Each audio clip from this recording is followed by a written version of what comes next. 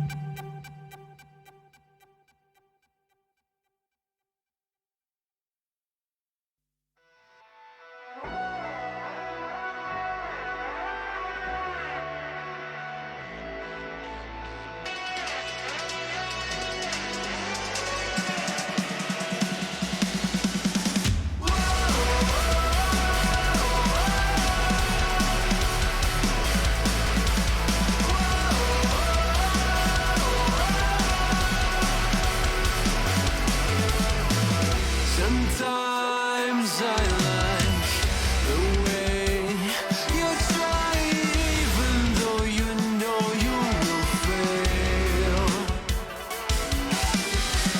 Sometimes I give you hope before I take it all away from you. I'll never let you I feel you caving in. I'll never let you I feel you caving in. I never get tired taking down your empire. I feel alive in the middle of the crowd. I hear your steps and every move you make. I'm always one step ahead. I smell your fear, your tired sighs are music to my ears. I'll never let you I feel you caving in. I'll never let you I feel you caving in. I never get tired taking down your empire. I feel alive in the middle of the crossfire. I am the wall you'll never penetrate. I am the living will to dominate. I am the wall you'll never penetrate. I am the living will to dominate. I am the wall you'll never penetrate. I am the living will to dominate. I'll never let you I feel you caving in. I'll never let you I feel you caving in. I never get tired taking down your empire. I feel alive in the middle of the crossfire. I'll never let you I never get tired taking down your empire. I feel you caving in. I feel alive in the middle of the crossfire.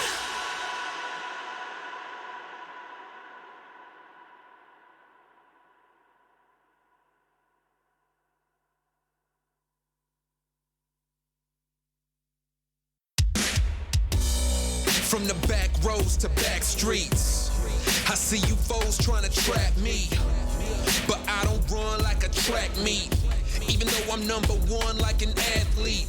And the way I maneuver around you and through you, I'm coming and I'm bound to pursue you. I'm everything that you knew of, plus more. What's in store is I'm about to get to ya. Sleepless nights, better think this twice before you step to me and come and speak with strife.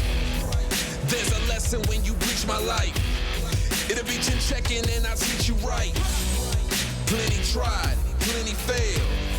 Too many times I've seen plenty bail.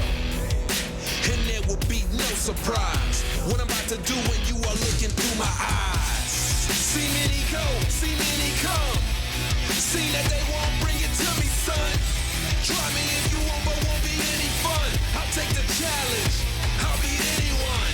I'm the one, I'll be quite clear. Bow down to no one, I'm right here. I get it in, I don't fight fair. And guess what? I'm your worst nightmare. Cause I ain't taking no losses, and I don't even care what the cost is. Are you prepared for the forces I'm about to bring? Cause I'm the boss of all bosses. I penetrate your thoughts and fill them with doubt. You gon' feel where I'm coming and feel what I'm about. If they come in with the drama, I'm wheeling them out. Cause I ain't about to have somebody here stealing my clout. I keep my friends close, enemies closer. Cause that's the way it is and the way it's supposed to be. Anybody can see there's only room for one, and that one is me. Plenty tried, plenty failed. Too many times I seen plenty bail. And there will be no surprise what I'm about to do when you are looking through my eyes. See many go, see many come. See that they won't bring it to me, son. Try me if you want, but won't be any fun. I'll take the challenge, I'll beat anyone. I'm the one, I'll be quite clear. Bow down to no one, I'm right here. I get it in, I don't fight fair. And guess what? I'm your worst nightmare. I'm your worst nightmare. Are you prepared? I'm your worst nightmare. I know you scared. I'm your worst nightmare. Are you prepared? I'm your worst nightmare. I know you're scared.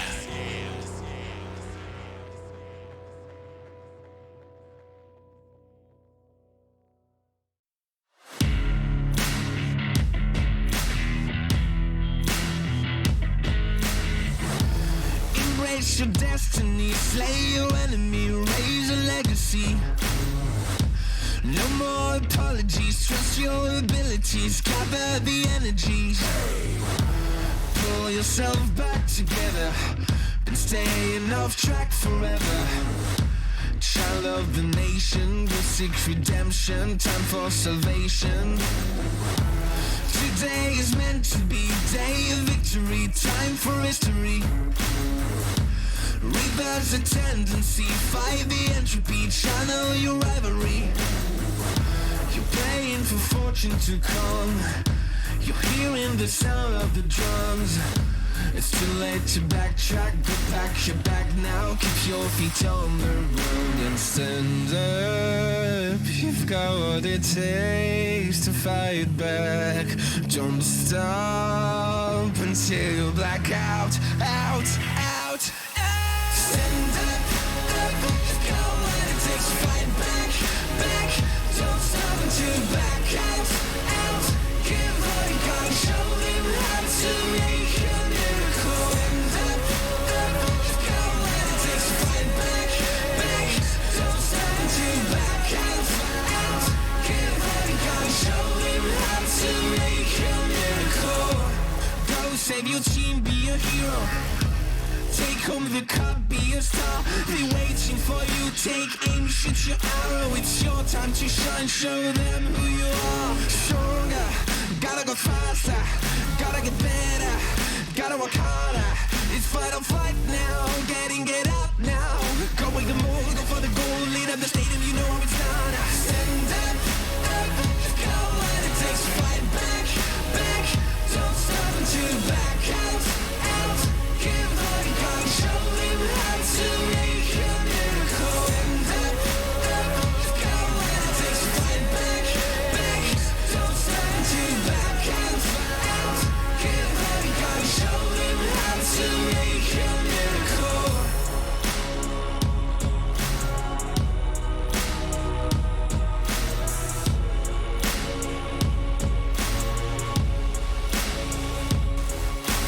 Stand up, you've got what it takes to fight back. Don't stop until you black out, out, out. Stand up, you've got what it takes to fight back, back. Don't stop until you back out, out. Give all you got, show them how to make a miracle. Stand up, you've got what it takes to fight back, back. Don't stop until you back out, out. Give all you got, show them how to make a miracle.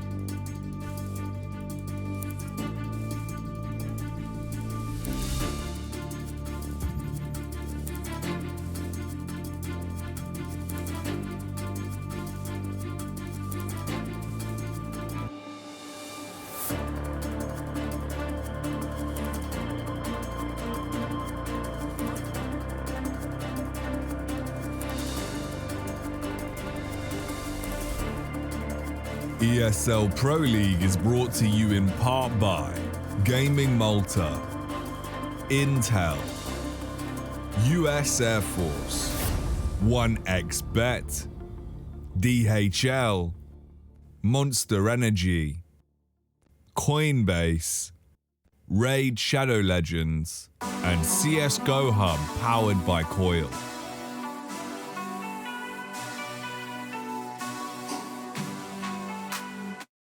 These are those moments I don't think anybody else is going to forget.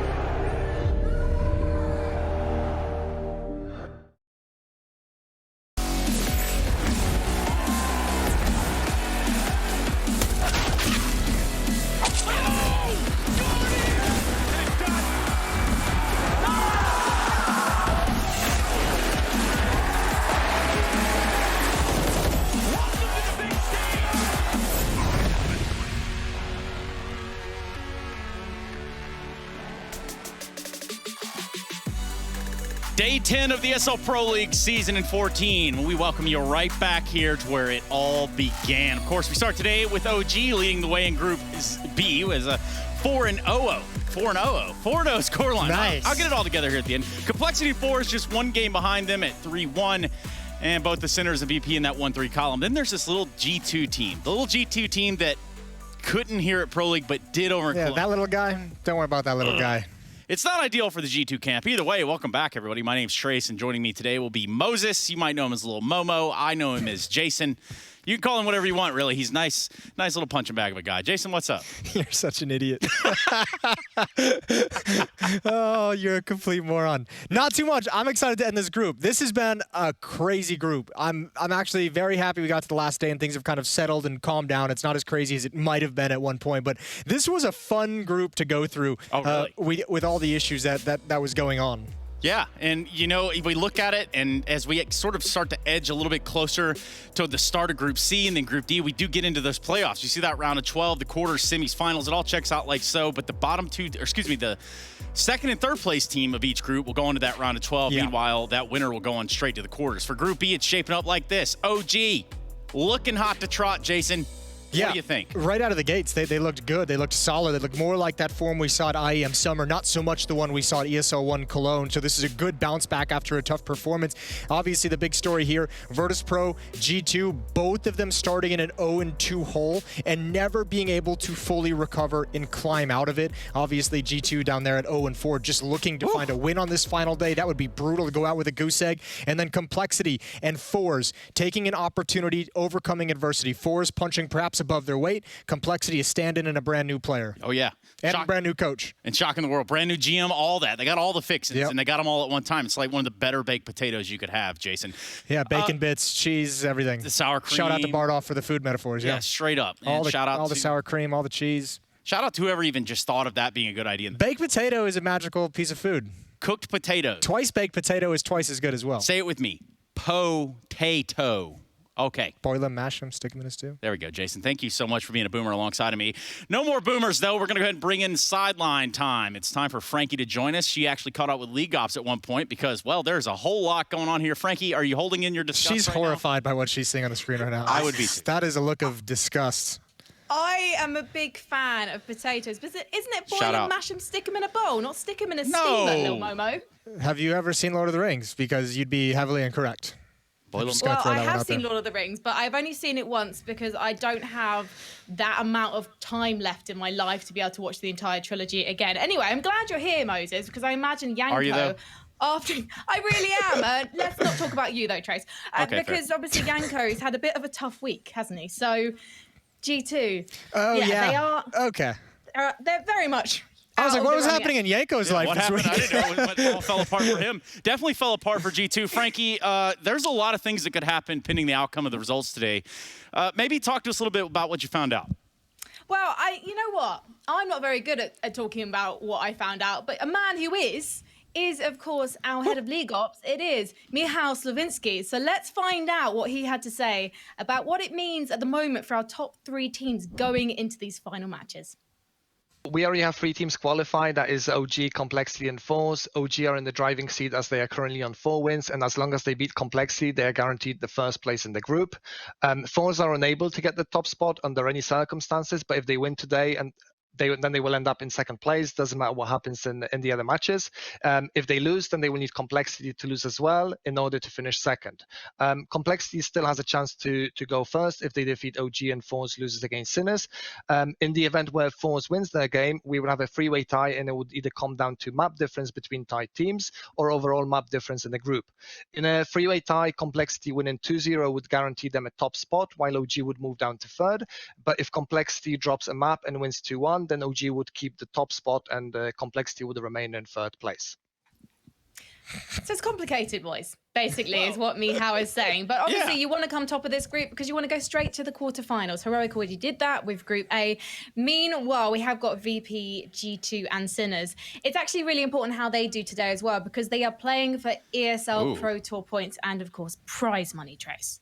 Yeah, there's a lot of things to encompass here, and we're going to pop quiz Jason about what Mihao just said here any second. But for the time being, we can look at the potential outcomes. This is what's on the line. These are the stakes. We're talking about a round of 12 berths for you and you. That'd be the second, third place in the group, and a quarterfinal spot for the group winner. And as you heard Mihao say, as long as OG beats Cole, all is right in the world. Yeah, that makes everything easy. That's the outcome you want if you want simplicity. I like the madness. I hope we get that 3-way tie. I hope it gets odd. I hope it gets crazy.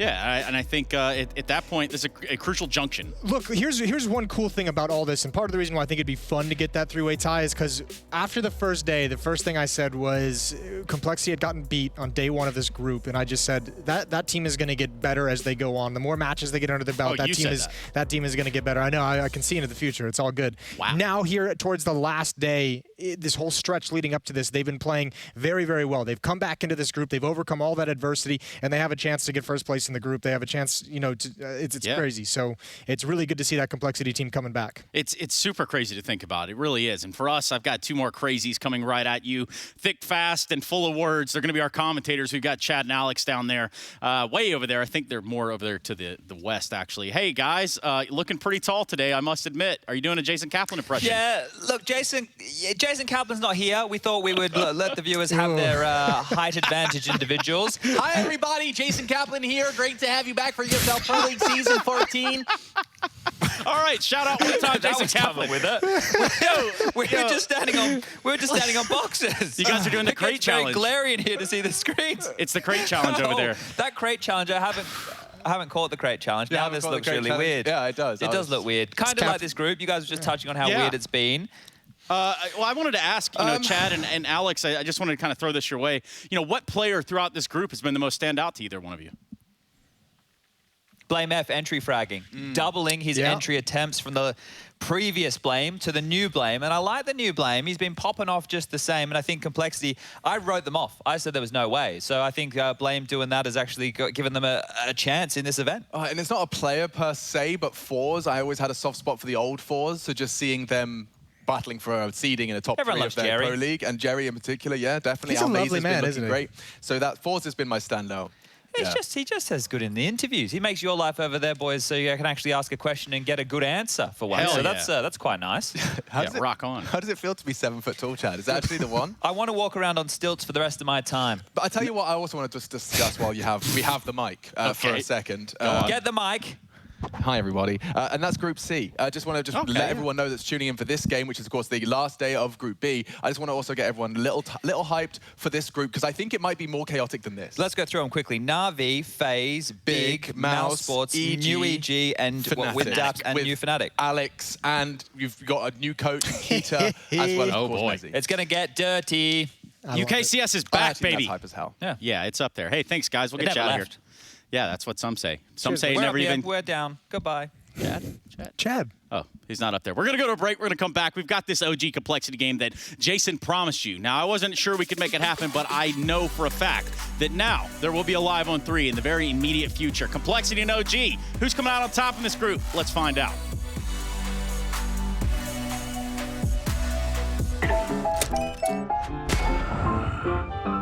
Yes, nice shot, my friend. Cheaters ruining your plays? I have eyes on the enemy. Bad servers stopping your shots? What you need is ESEA. Advanced anti-cheat to stop cheaters. And the best servers around, all with 128 tick rate. ESEA, the best way to play CSGO. Do you think you know everything about CSGO? Then stay alert and look out for the DHL drop quiz on the ESL CSGO Twitch channel.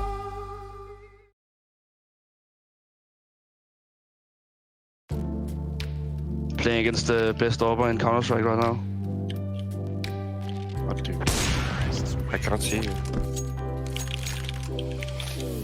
Play hide and seek or what? Yeah.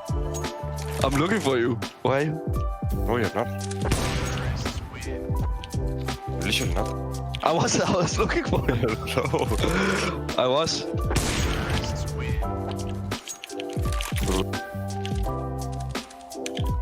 Jumping jack. You're lagging when you're... I'm gonna lose now, I think.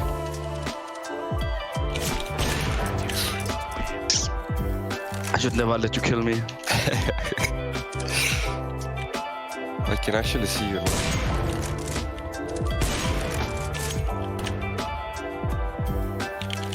No! No! What? Did you fall out? I cannot turn.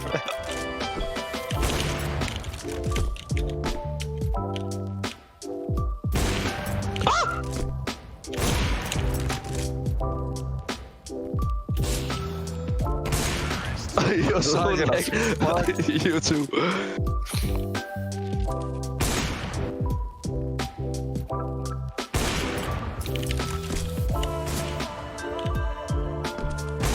Oh my god.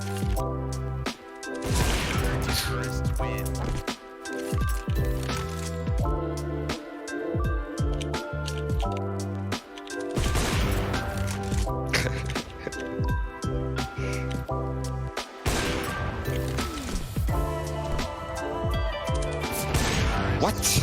You're lagging? No, I'm not lagging.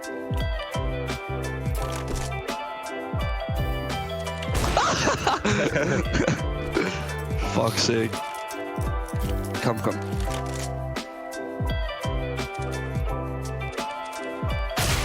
Where are you? What the fuck? Other side. Oh, I cannot.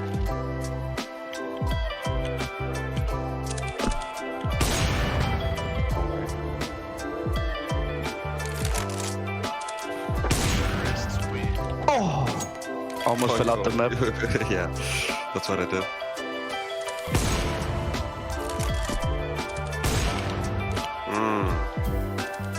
Boogeyman.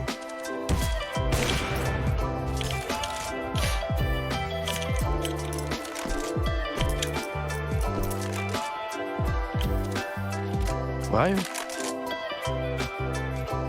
I don't know. I cannot see you.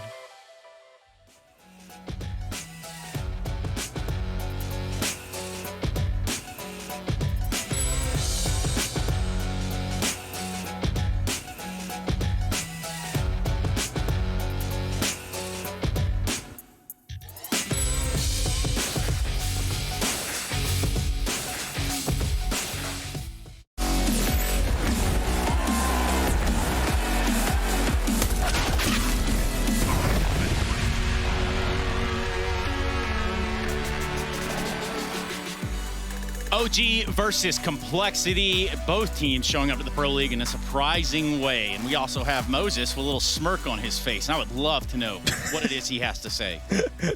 I don't have much. I'm just excited for this matchup. Excited to get it started. This is going to be great for first place as well. Such a huge surprise that Complexity is even in this position. I'm with Chad. I almost half wrote them out after I was seeing them on that first day, but I knew they'd get a little bit better. I didn't think it would be like this. Yeah, and it seems like the more Danes they bring into the lineup, the better it starts to look, the more trending upward it is. But overall, no, we can look at Complexity, but moreover, I think OG would be the better place to start because these guys have shown that dominance. OG almost fumbling a series against Fours. They ended up bringing that one back, and that was one of the closer of the matches that they've had to play during Pro League. Yeah, certainly. But I mean, other than that, it's been pretty nice and easy. Those 2 wins to start the week, G2, VP, the nice and easy. So now you have Sinners and Fours. Those teams surprising with how deadly they could be, and just one last match to go undefeated throughout the group. And they would love, after a really, really difficult IEM Cologne, they would love to be able to skip to the quarterfinals. Oh yeah, just give them a breather, right? Like give them a little bit of a break right here, because the pressure mounts with each match that you end up winning within the group itself. And for these guys, they've shown that they can't be taken down a peg. Yeah, and I mean that's the cool thing about it is you had like the dominant looks over VP and G2 that admittedly came out of the gates pretty slow, but also you got to see them get tested by a Fours who's playing very, very well, by a Sinners who has some dangerous weapons on that team as well, and you saw them overcome that adversity, which is really nice. So you've seen them get tested, you've seen them be able to kind of cakewalk through series as well. Yeah, and then on the other side, the inverse, we start to talk a little bit about that of the complexity side, because there's a couple things to mention here as well, especially when it comes down to their run. They played the Sinners, got a 2 out of that. Played Virtus Pro, got a 2-1 out of that. They beat G2, but everyone else has. And now, after having a loss to Fours in the first round, they look to secure the group. Yeah, and that was an interesting loss, because obviously you kind of saw that it was possible with the condition that Complexity was coming into this event with. I think the funny thing was it didn't really kind of alert anyone that Fours was going to go on the tear that they did in this group, because we saw the weaknesses in Complexity with 2 new players stepping in, and we kind of just wrote it off to that. But Complexity has come back in a huge way. S-Tag looks like he's getting comfortable. Poison's having a phenomenal event. NATO Safex is slowly having a little bit more impact for this team, but it is, as Chad said, all about Blame F and how he's taken a lot of the entry roles for his team. Yeah, we also had JKS doing his thing yesterday, which has got to be nice. It's got to be a little helpful. Of course, now they have like what I would consider one of the hardest matches in the group for him. And I think this will be a real test to see, does that sort of luck, does it sort of run dry here? Does that flame start to disappear a little bit? Yeah, it very well could. I think this is going to be actually a tricky series just in the veto process for OG as well. I think, oddly enough, with what we've seen out of Complexity, they might actually be able to win the map process, but that comes later. But certainly Complexity is a bigger test than I think teams might have thought at the start of the week. So, Jason, just hypothetically, if we were to slot you in as the coach of Complexity, what would be the first couple of things you'd establish? This isn't a job interview. I'm just curious. Yeah, wow, this is a weird one. Take your time. I don't actually know. I don't know what the issues are within their team. I don't know what problems they have going on. I think obvious the big one to solve, which seemed to have been solved by Blame F himself by saying that he was going to take more responsibility. He had that interview where he mentioned we need to replicate Config, trying to go for some of those opening kills. He really loved that fight, and we don't have a whole lot of players on this team who feel like they want to do that. So he took that upon himself. I think that's a big one. And obviously at this moment, I feel like if you're Peacemaker, you're just plugging holes. You're trying to get through this week. You're trying to get to the break. You have 2 weeks between now and when the playoffs begin, and it's like, please God, just get me there. So that you can get, so you have some time to sink your teeth into the real issues. Speaking of real issues, I don't know that Jason and I have any. Well, I know I'm pretty good on those. But for us, none of the issues are around that Complexity camp. Now that Peacemaker's in the picture, let's hear what he's got to say. Peacemaker, thank you so much for joining us. Now, I've got to ask about what it's like to be reunited with your ex-heroic teammate, Blame F, especially as you're tactically minded. And Benjamin, he likes to make some decisions, especially in those mid-rounds. So tell us what it's like to be working together again. Yeah, I mean, me and Blamef, we know each other for a long time, right? We used to work together in Heroic, and it was refreshing for me to see like how he developed as an in-game leader, and even from the past, like I remember when we got him to Heroic, for example, he was starting to be an in-game leader. He wasn't acquired to be an in-game leader. He transitioned into the role, and I remember that me and him had a lot of conversations about how we should approach the game and that kind of stuff. And it was nice for me to see that, some of the stuff that we spoke about in the past is still, he still uses it. But like in general, like how we deal with the situation in the actual team is that, yes, Blame F is a type of game leader that he likes to, like, he's really good at mid-round calling and like controlling the pieces and what he expects from the team in general, like during the rounds. And I guess what I contribute the most with him, and that's why like we kind of complete each other, is that like while he's focusing on that, like I'm more focused on like trying to make sure that we are not as predictable as possible during the games, and then I try to like help him with like a few intels from the opponent so he can make sure like that he can possibly call even better.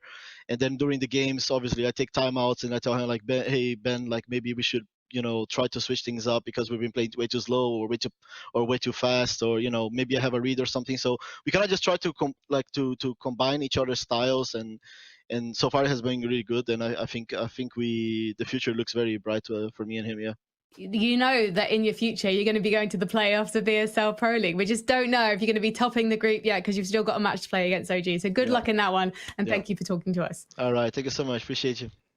Yep, Peacemaker back in the cockpit, and with that being said, he's got to continue to steer this lineup in whatever direction that they found within the past week at least. And I like him as a coach for this team, partially just because he's probably one of the most experienced coaches we have in all of Counter-Strike, which you necessarily would expect. You're normally going to look to some of like the bigger profile names in the coaching position, but I mean he's been doing it for quite some time for a lot of different teams, and he's gone through a ton of adversity and struggles in his various teams. Yeah, even at one point people thought he just wouldn't be able to come back as a coach, but I mean, he keeps doing it, so he's doing something right, and teams appreciate him for some reason. Was it about the time he went to coach Ty Lue? Perhaps that was... That was a weird timeline, wasn't it? Craziness. Yeah. So anyway, also crazy would be the numbers when we all run them all together. We've got a computing team in the back who has kind of put them all within one calculator, maybe multiple calculators, and that's our stats matrix. We can bring this up for a certain reason, and one of them might be just to look at how Complexity have themselves in situations where they haven't only lost the most clutches, but they've been faced with the most clutches to begin with. Yeah, that's a big one, because the conversation around Complexity this week has been replicate what Config does for you. Now, first of all, Config was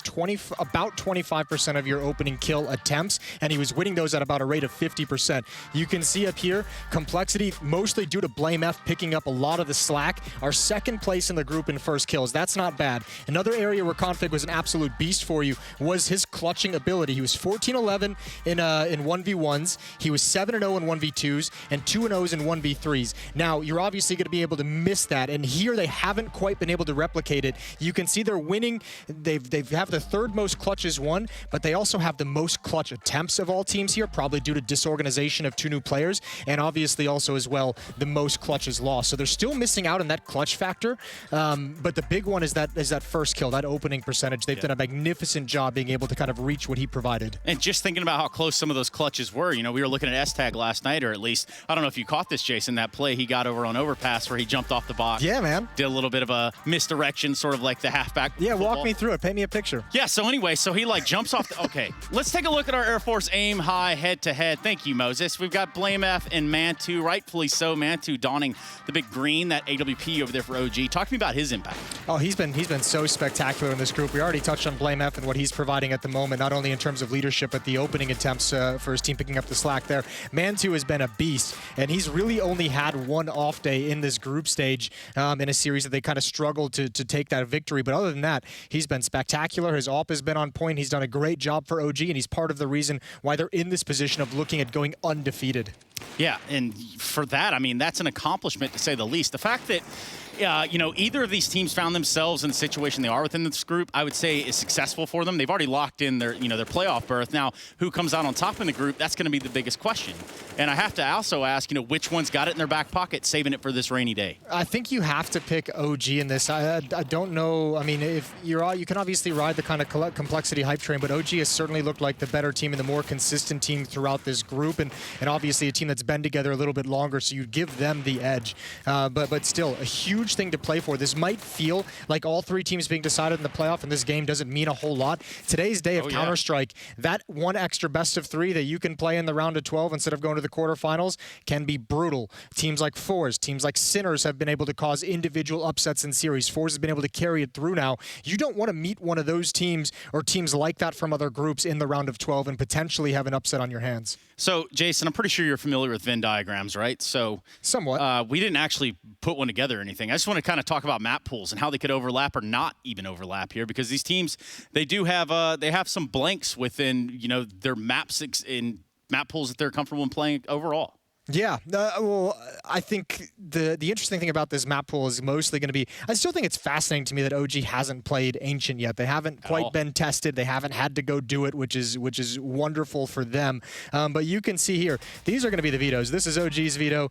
This is going to be Complexity's veto right there. So that's basically going to be the pool that we're working with. And in my mind, I'm looking at Nuke has to be the pick for Complexity. OG, you can take this anywhere, but Complexity, based off these stats, and again, it's not all with this lineup that they're playing with, but pretty proficient on what's left. So I think there's kind of a sneaky situation here in this map veto where OG might actually be a disadvantage, even with being the more experienced team. I think the honest question is going to be, does Complexity want to eventually go down the road and potentially leave Ancient for that third map? Especially when we're going to load up those map vetoes now and kind of see where it lies. But yeah, a lot of holes in the map pool for both sides. Vertigo Inferno out, as Jason sort of forecasted, Mirage being the first map. Let's just go ahead and hone on that right now, because if Mirage is first, Nuke is second, that one can't be feeling too good for the OG camp in the Nuke department. No, that's the thing. That Nuke one is going to be real intimidating. So OG's probably going into Mirage feeling like not a must-win, but I mean that's a map I think they're going to really need to take. Otherwise, they're going to be facing an uphill battle going into the second map. So yeah, I like this series. I think it's going to be really cool. I'm interested to see what OG is going to be able to bring out on Mirage. Obviously, both teams going to be proficient on it, and Complexity's had some good games on it this week as well. Yes, they have, Jason. Complexity and OG. Now, just crazily enough how close this is to who picks up that berth at the end of the day. Who's going to be going to the quarters and who's going to be going just to the round of 12. Working harder and not smarter, which is not something these next two gentlemen... That's a bad idea. The other way around, boys. Yeah, definitely do it the other way around. Let's go ahead and get it over to Chad and Alex so that me and Jason can have a breath of fresh air. So was he saying we have to work harder and not smarter? And are we the breath of fresh air? No. Well, they're having a breath of fresh air. But are we it? Oh, we could be. I like that. Let's be that. And we don't work at all. And we still haven't worked out who sits on my side and who sits on yours, because whoever's on my side does not have their headphone volume on. Now, OG are into B. It's already transpired.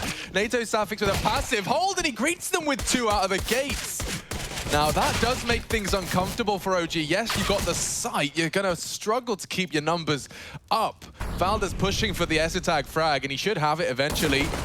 Low HP, S-Attack needs that one bang to the dome. Valda trying to level the odds, and he's gone down as well. No plant either. Alexi, I thought that was down. I'm not sure they're going to let him get it now. Yeah, this is going to be difficult for Alexi here. He's pinned on in. No way out. We'll have to find a few headshots here if he even wants to get the C4 planted. JKS offers himself up, and he greets him with a bullet. Alexi be deaded, as the professionals call it. That's what they call it. That's what the professionals say. The 1x bet odds there are quite heavily favored. Well, maybe not heavily. They are favoring OG in this one. And I think there's one of the key factors here that this is... it's not a no-pressure match. It's just that the pressure dial's been turned down to about 1. Because you both through to the playoffs, right? And obviously the desk is talking about the importance of skipping around. Yes, indeed. But when you know that you're already guaranteed, right, you can maybe do a couple of plays here that seem a little bit out of the box. It's good. It's going to be a lot of fun. We might get to see a little bit more of the individual flair out. Some of these boys, they might be let off the leash a little more, certainly. But I do think for complexity's sake, especially, given the circumstances, they're obviously just grateful to be in the top 3 and can't believe that all that hard work is translated into a W. Hold on. Question marks about the W into the second round conversion. NATO again under pressure. He thrived with a double last time, and again, this time, it's Nico that thrives. Pulls across the line with the double and flames his Deeg. The first bullet that leaves is good. S-A-V-E, S-A-V-E. Who do we appreciate? Yeah, there you go. Get that M4. Get that one in your hands there, boys. You can like that a little bit more, and, well, if they let you go, you can head over towards JKS, who has the Famous over in Palace right now, and, well, they're trying to cut him off. Look at Alexi B. He's going to move on. Got to wriggle on. JKS will buy him a little bit of extra time, a little bit of extra space. They should apply a bit more pressure here. They can. Why not? The Force Buy's been won. They picked themselves up some hodgepodge weapons in a Famous, MP9, UMP. Well, Nico did it all there, didn't he? Yeah, and just to continue forward with the veto discussion that they were talking about in the desk, I think maybe one of the reasons that OG would have picked this, obviously they feel comfortable on Mirage, but also Complexity lost yesterday to VP on Mirage, and well, we know VP's stats on Mirage have been pretty trashed here in recent lights, so maybe that one playing into the map choice here. That's disappointed we still didn't get Ancient. You know, nobody wants... How do they keep getting away with it? That's the real question here. OG, at some point, someone is going to go, we are confident on Ancient, and they're going to pick it against them. But right now, I guess that just shows that nobody is interested in going into the dark on the green map. Yeah, I mean, as soon as a team proves that they can play it, I think it's a real string to your bow in the veto phase. But they're about to get another 2 weeks, right, to prepare Ancient for the playoffs. Yeah. So OG are going to be grinning from ear to ear. Imagine if they come out and they pick it. But here we go. Force buy back from Cole.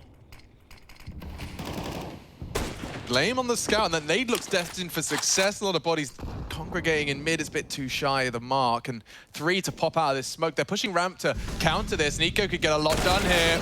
They go 1 for 1. Pressure now onto Poison. Does well to the first. Stares down, and it does look like Forced by Wars will wage on. Valda very low, hiding in the smoke. Poison, any of these stray bullets could find the mark, and Mantu remains in mid for now, yet to frag. Attention drawn. Valda's hunting this poison frag. He's hoping to catch him on a stray foul, and that could be the beginning of something for Mantu. No rush.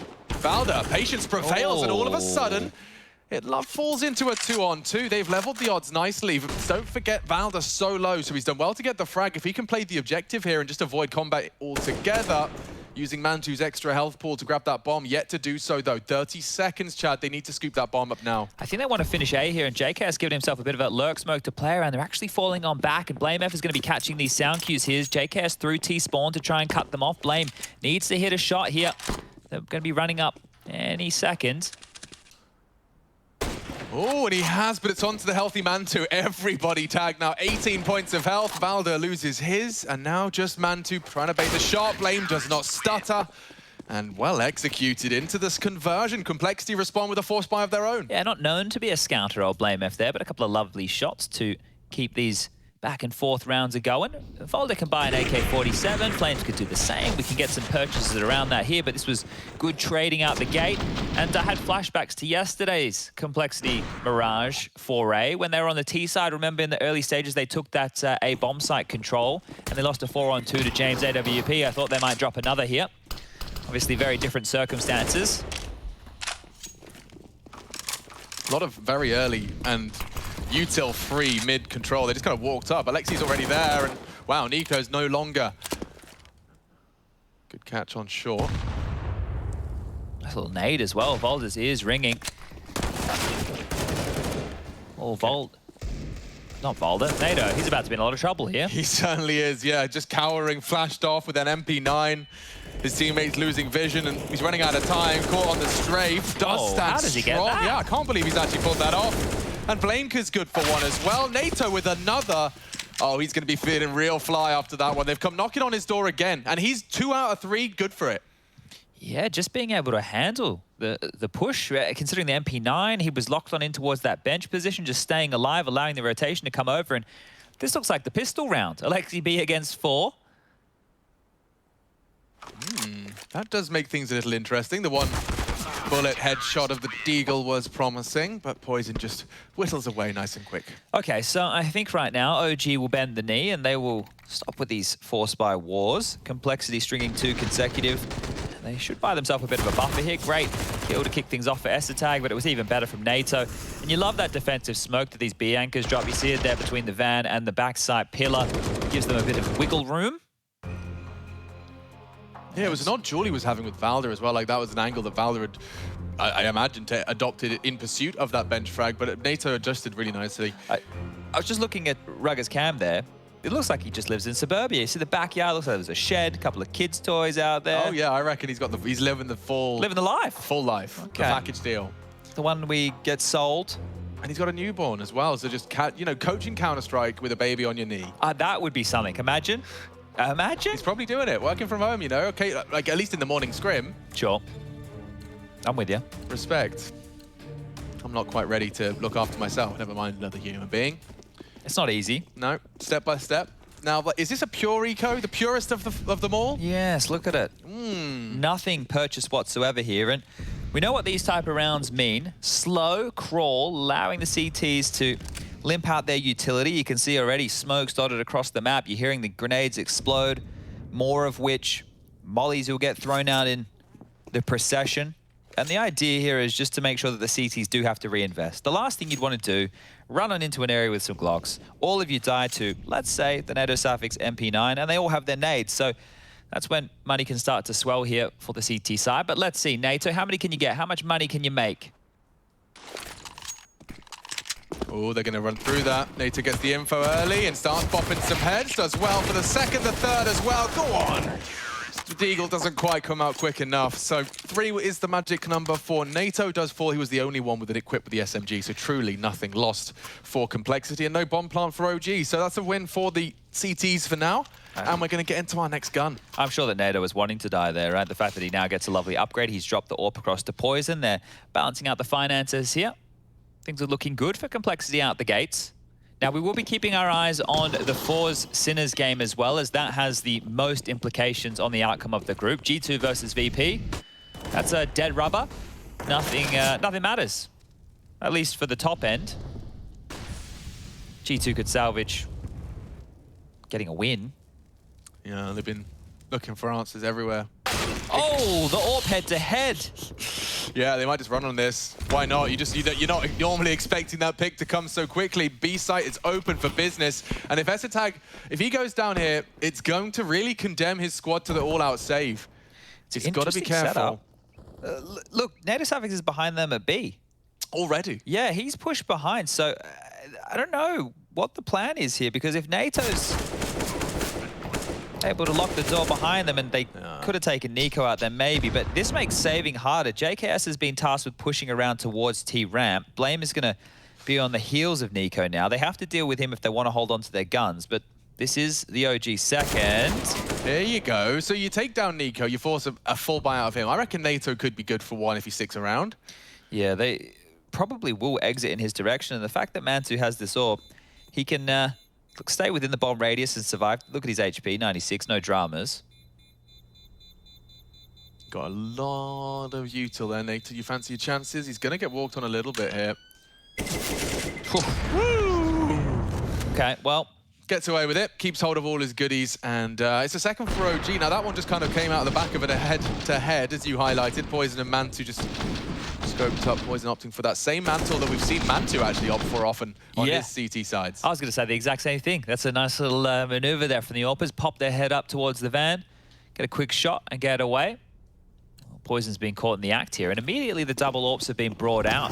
ESL and Poison equipping the big greens, and ESL bringing out a secondary AWP is something we might see more of in Complexity going forward. Whoa, that was lovely. Smooth and fluid set of circumstance for Poison. He's got the pick and gotten away. Already evaporates. He's on B, posting up on the apps as well. So he's already poked and prodded at one side of the 3-lane map, and now onto one of the others. It's B apps, his next target. Not going to be going for that barrel peak this time. He's on his own right now. He's going to have to track the wide swing, but also be falling off, and that's lovely. Again, brilliantly played by Poison. I think he spotted the bomb as well, so that's a boatload of info as well as 2 opening frags. They need to be careful, though. They don't want to over-rotate just yet. There's still over a minute on the clock. If the bomb's picked up, which it will be, they don't have to commit to this, but OG are pretty stuck in their ways. Well, that is an ambitious one from Poison, and he's only going to go another whole Poison. He'll finish it off with style. 4 of the 5 to the AWP of Complexity, and it's very stylish. It's just another day in the world for Poison. Yeah, he did have a very good showing a couple of days ago. Remember Dust 2, I think it was tweeted out that his opening kill stats was 10 for 1. So if he can have one of those games where he comes alive, it's not that he wasn't a factor yesterday. It's just that he was, well, not as influential as, let's say, Blame F, who had a banger of an overpass. Textbook. I mean, you look at the 4 different angles, he's got 4 different frags, and he's just playing that CT AWP, rotating after every single shot, being that unpredictable and irritating presence in your kill feed. And yeah, you can see Mantu going to be tutting his tongue after the head-to-head previously. It's about 1-to-1 in that sign, but Poison with a bit more style and pizzazz for his, and look what it's done to OG. You don't really get a lot of AWP head-to-heads. You know, like normally you don't see the AWPers going toe-to-toe and locking horns and picking the same areas of the map. It used to be a big conversation. Yeah, I'd love to see more of it. Now, obviously, it's just not the way the game plays out, and with how the chessboard of Counter-Strike is played these days, AWPers are smoked off. They're really forced into more awkward positions. It's not like we just have an AWPer, you know, going toe-to-toe on long doors all the time. Those kind of fights without flashes don't tend to happen.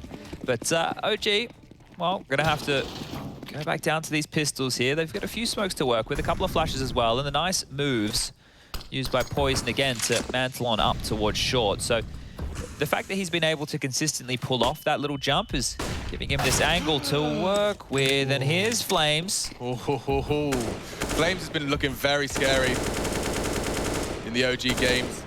He's just got a real comfortable connection with his crosshair and his mouse. NATO, so many players on his plate, a hard transfer, unable to convert, and it has resulted in a lost sight. OG, with nothing more than a Kevlar vest and a couple of Deagles, have once again, this is like, don't forget, the second round force was exactly the same. Deagles into B. This time the pick coming through mid, admittedly, but that's twice. Complexity have got a bit of a gap there. Yeah, and I was just praising Poison for being able to get away from that movement. So a flash and a great shot there from Flames, who was fantastic on Nuke yesterday. For those of you who maybe didn't catch the series against Sinners, it was a Nuke game that went double OT. Unfortunately, OG couldn't pick that one up, and I think that's a big reason why Complexity have picked that here today. Nuke hasn't been a good map for OG in recent times. But that's a fantastic little eco round to win right there, and they walk away with an AWP, they walk away with an AK, and Complexity have to stomach another save. 5-3, keeping a 2-round spread. I think you just got like a little greedy on because of that flash. You know, you do fall into that trap when you're posted up on a line, you get flash, you just kind of, in your head, you've tucked in enough, you just don't know how wide they're going to be strafing on you, but he's lost vision for long enough that doesn't even get a second choice in the matter. He's exposed, and Flames is good enough to capitalize on that. Yeah, but Poison going to be not deterred. He's been hit and missed, quite literally. One round, he's the opening death. The other, he's the opening kills in the following 3. So we'll see if he continues in that direction, that pattern. This time, a bit of damage inflicted onto Flames' mid-aggress. Flames committed to this, Chad. Yeah, it's a rifle mid-hold here. S-Attack from short, JK's helping out from window. Poison's actually playing retake A from ticket, so lots of damage with nades towards the top mid-box here, and that one lands square between 2. Yeah, this looks promising for Complexity. They're locked behind that smoke. There's more utility to dump it. The heavy battle for this. Blame, of course, paranoid for the underpass, and they have managed to retreat at least. OG battered, a little bruised, but they get away from the aggressive mid-hold that did feel like it favored Complexity. The fact that Blame's still pushing here, he could go for a late look, which that info is going to give them a lot, because OG, it doesn't seem like they know where they want to finish right now. Alexi B yet to frag is on the other side. And he'd love to get a bit of a freebie here, but this is quite the aggressive stuff from Blame. He will pull the plug. They fall back into more of a passive stance, and well, time, it's working in the favor of OG. They'll now get mid.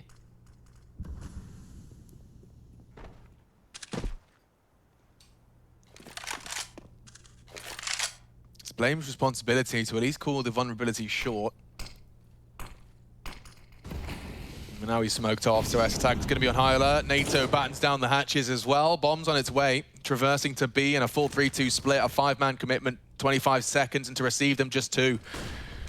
Blame could gracefully get a fast flank through short, perhaps, if it strafes up to the snuff. And now here it comes. Flames is into the site ahead of the pack a little bit. S-Attack and NATO not able to find the pair of frags required. That's the movement I was talking about. It's put Blame on the board. From behind, he looks to strike. Poison in the windows. I'm not sure how much they're looking for here. Alexi tucked in tight. And already Valda deters Blame's short presence. That might be enough to lock the doors for Poison and JKS. A flash, they cross over, and that was it for Poison. Head-to-head with Nico, just outgunned. Yeah, they know JKS has crossed here, and I wonder if he'll have a look in. Time a bit of an issue. We'll have to get a move on if he wants to win this one. Out the window he goes. Found another. JKS, just one more to find. Alexi B. Say his name, and he appears. Just said he didn't have any frags. Well, picks up 3 in that round right there. Huge stuff out of Alexi B.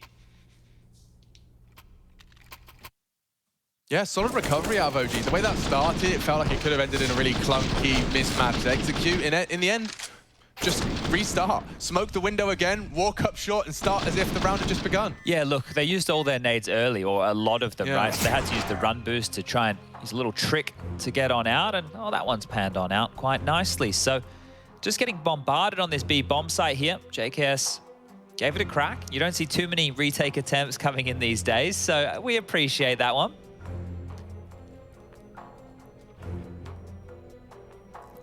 He's always happy, how isn't can he? one man's eyes say so much? He's always happy. Like, he speaks with his just the movement of his pupils. That's all I'm saying. 1,000 words, they say a picture, and we're showing you pictures at 24 frames per second. Is it only 24? So that's like 24,000 words per minute. Oh, wow. Or per second. Wow, I'm really bad at maths. Yeah. Sorry about that. But yeah, I don't even know if it's just 24. Maybe it's more. That's man 2. Straight out of the gate onto Blame, and I think Poison's in trouble. Yeah, that's 2 in the feed. Flames yet to frag, but he's right there alongside for the ride with Alexi. They're charging through mid. Why is there so much pace here? It could get a bit messy, and it has. S-Attack 1.5. He lives on. Nade is no issue. If he could just find one more, he could have pulled this straight back to a competitive round. It looked like it was all over as Manitu's name locks down the 2 aggressive CTs mid. But look at the massive avenue right now. If Valda and Nico continued over towards the B bomb site, they would get him for free. There's nobody close just now. And as I say that, well, it looks like they're preparing for that hit. JKS has a lot of information close over towards A ramp. Whatever has told them to go towards this A bomb site, they're in limbo. Look, they're hearing me. They're hearing me say which side they're going to, and they're just going the opposite. If they get over to B right now, they can fortify this defense. This smoke is perfectly timed.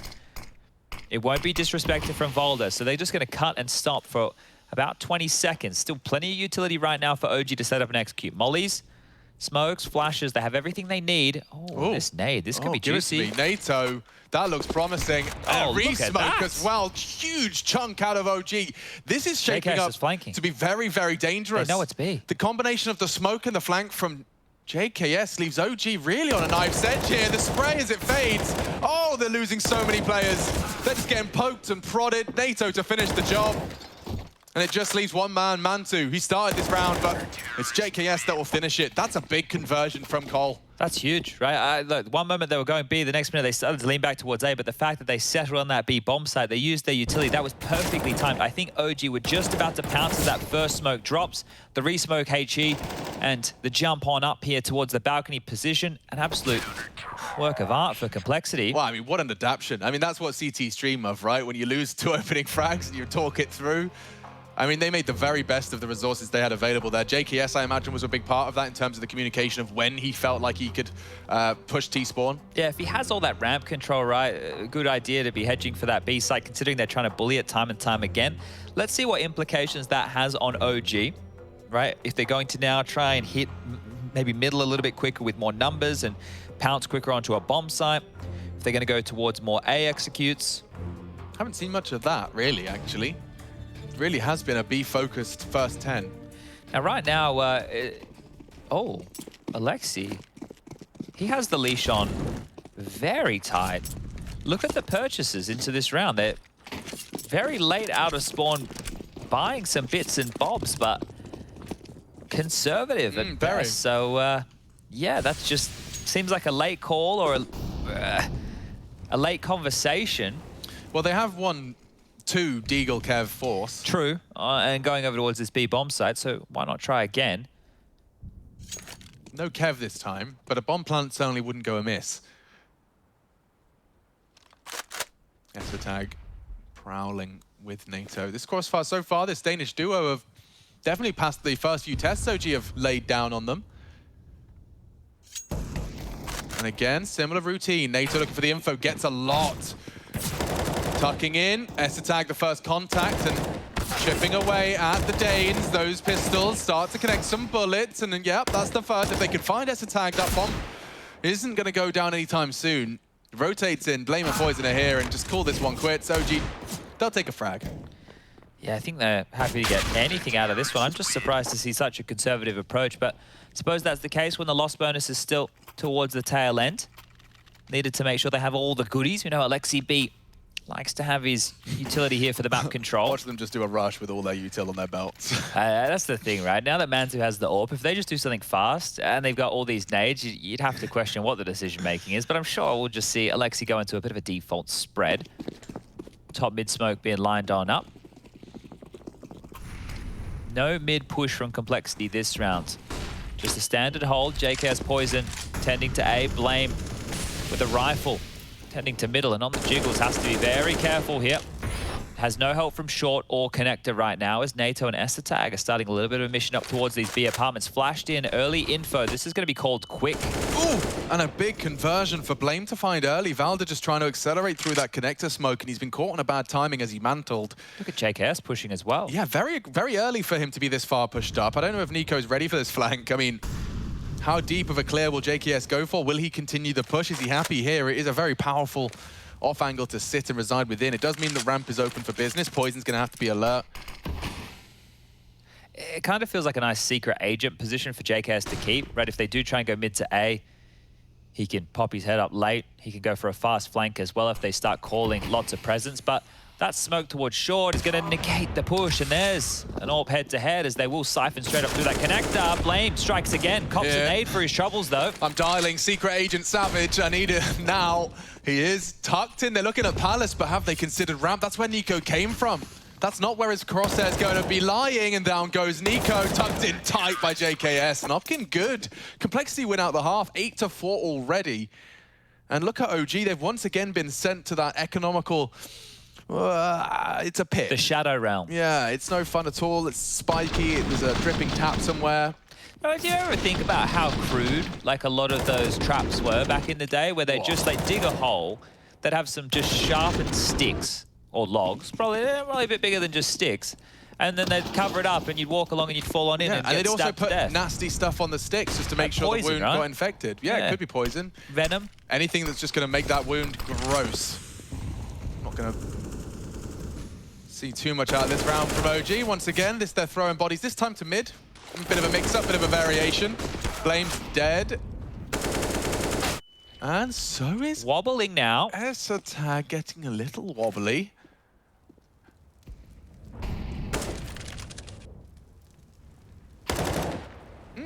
Less wobbly now. Like Jello, right? You can push it around, but it's pretty sturdy. Yeah. Yeah. Do you could run on Jello? I don't think so. You know, you can run on custard. In a yeah. If a swimming pool is full of custard, you could run across it as long as you maintained a certain velocity. Okay. Because of the viscosity. Okay, yes. The viscosity of the city. Oh, here we go. System of a Down? It was, but then but with viscosity as yeah. opposed to. No, like, yeah. It's like a cover, like what? Weird Al.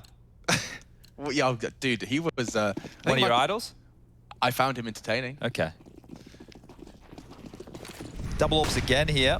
NATO rocking the second. Doesn't want to get bullied on B anymore. Here we go. So as long as Poison does not succumb to this mid-pressure, we know they've been trying to force it. Previously, Valda caught by Blame. This time, not the same. Same pressure up short as well. ESL and NATO, they've been doing all right, but I feel like OG have got a great deal of space very early into this one. This could catch them off guard, and it has. NATO responding to apps, but ESL, a bit of a presence alone. You can hear the steps above him. He's got an awful lot to do. He's about to be pushed on. He does take another with him. ESL kept it competitive for the squad, and bomb on Nico. Alexi's clearing behind Poison. This is quite the flank he's managed to achieve. Through the window, leaves Poison hoping and hunting for Nico. It's a matter of time before Alexi clears him. Oh, and just as he pulls the trigger, Alexi strikes. It's down to Juzzy. Probably shouldn't be calling him that as a commentator. I apologize, Chad. You've corrupted my brain. Sorry, everyone. This is a hard clear as well here for Blame. Not even looking the right way whatsoever. Absolute freebie. JKS, we've already seen him go for 1-1v3. Will he push the issue for another?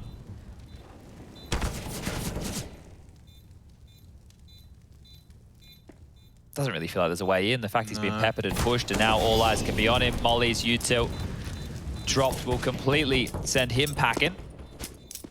That's going to be 5 right now for OG and a 9-6 half. It's not too shabby whatsoever. JKS will make it out of the B-apps in time, bounding over towards T-spawn. They have enough money to spread this buy out. JKS can drop an AWP. Poison can drop a rifle for NATO. Blame and ESL, they're not going to be operating with everything they require. Actually, JKS could drop 2 rifles here, so this one's going to be fine. 2 bodies. I was convinced that that could have gone a little better for the Complexity boys had that ESL and NATO pair found a pair apiece. A pair apiece. A pair apiece. A very tall order, though. And it does spell trouble for this final round of play. I'd love to see a mix-up. And oh, it only took us 15 rounds, Chad. We might get a full AX egg. Here we go, here we go. They've conditioned B enough here to make it just JKS alone on the bomb site. Blame and Poison, well, they're quickly responding to this. I think seeing no mid presence, they're aware that this could be an issue. Or are they? Yeah, it did look like they were initially quite ready for that. Oh my God, what's going on here? I don't know. I don't know what the cancel was. The fact that they've immediately slinked on back, they didn't get the result they were looking for to waterfall out of Palace. No, it felt like Cole had a premonition about A, then cancelled. Then it felt like OG cancelled following that. Well, if they just stuck to their guns there, OG, they would have gotten out just having to fight JKS over towards the balcony position. So back towards B, but if it ain't broke, don't fix it. They've had success over this side of the map. And they have a lot of util to pull off and execute. Now this Saffic's on his own, and, well, Esatag feels like he's on his own. Will get traded eventually. Blame gets the kill, but I would just go B. You know that Esatag's dead. Yeah, NATO drops that smoke you were talking about. It will enable him to play some more fruity positions. One's already out the window. Good peek onto the Mantu orb. But OG are in. Will that bomb go down? It certainly will. Nico gets it in. A tough site to break. That smoke's promising, actually. Might negate a little bit of that T-smoke. A gap, though, that will enable Valda. Oh, a perfect little gap for Valda. Looks like 6 for OG. A chance, though, hinging on JKS and Poison. Make it just JKS. And no real time for this one. So solid half out of both. Cold probably not complaining either. OG happy to close the gap and put a lot of pressure on that pistol. We'll be right back. Group B to be determined. Our top 3 as we return.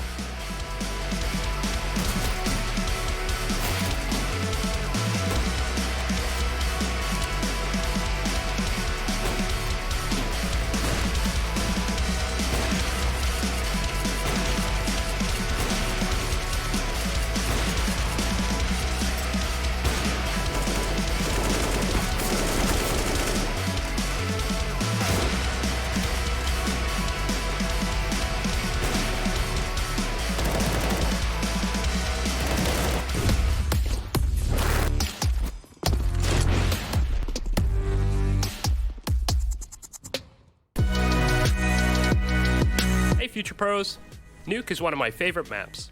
So today I'll show you a powerful fast A flash Glaive often throws for Astralis.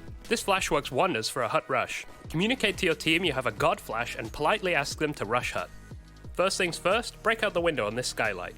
To throw this flash, climb the ladder. When you're at the top, aim to this section of the dome. Run forward and throw the flash while you're running against the vent. As you can see from Twist POV, he gets completely flashed. This should allow your team to get a practically free kill while entering the site through hut. Good luck and happy flashing.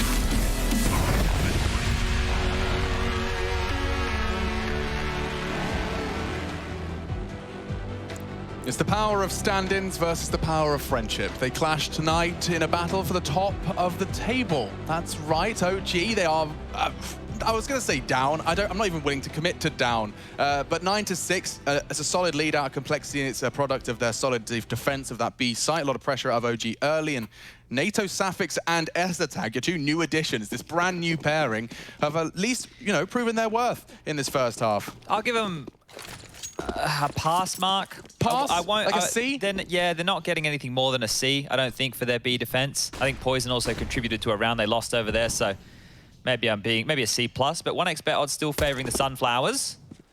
as they're going to push the power over towards A, and we saw Flames do something naughty over towards the A bomb site yesterday from a different position, mind you, and jungle control taken, gooshed on up. Yeah, not going to be easy for Alexi B now. NATO needs to finish his meal. It's Nico hiding him, playing the angle, rotting the clock. Any second that passes now does favor Complexity with the bomb down, but it's Poison taking so many different bullets from so many different players. How's this happening? Yeah. They did all the damage early. Now it's a 2v5. Yeah, and Attack's done nothing with his first contact. Nothing for Blame either. This one is done. A flawless retake, I guess. Yeah, there's just so much damage done. It feels like kills that should have been converted there for Complexity, but well handled by OG, keeping everybody alive. That's an absolute dream going into the next round of play. Let's see how heavily they can equip themselves here, and if Complexity want to bounce in with the Force, Blame into the Galil. Well, that lets us know exactly what to expect. NATO's gone with the Galil and not head armor yet, so I'm surprised to see him do that. I guess thinks the flash might come in very, very tidy here. They've only got a smoke and a flash, and everybody with Galils. So something that you want to do with this is at least wait out the initial protocol utility, right? Wait for the molly, wait for the initial smoke, and then go for some heads-up fights. Everybody on the server on the second round has a rifle. Yeah, that's actually quite peculiar, isn't it? Look at that. This was always going to be a possibility with the price change of the Galil and the FAMAS, but it's rare we got to see the 5 Galils. Yeah, you never usually see it because utility is prioritized, right? So, yeah, that's one of the reasons. You're just going to be stepping out dry into good gamers. Yeah, so problems now and bigger problems felt as the Galils are falling one by one. Hurrah.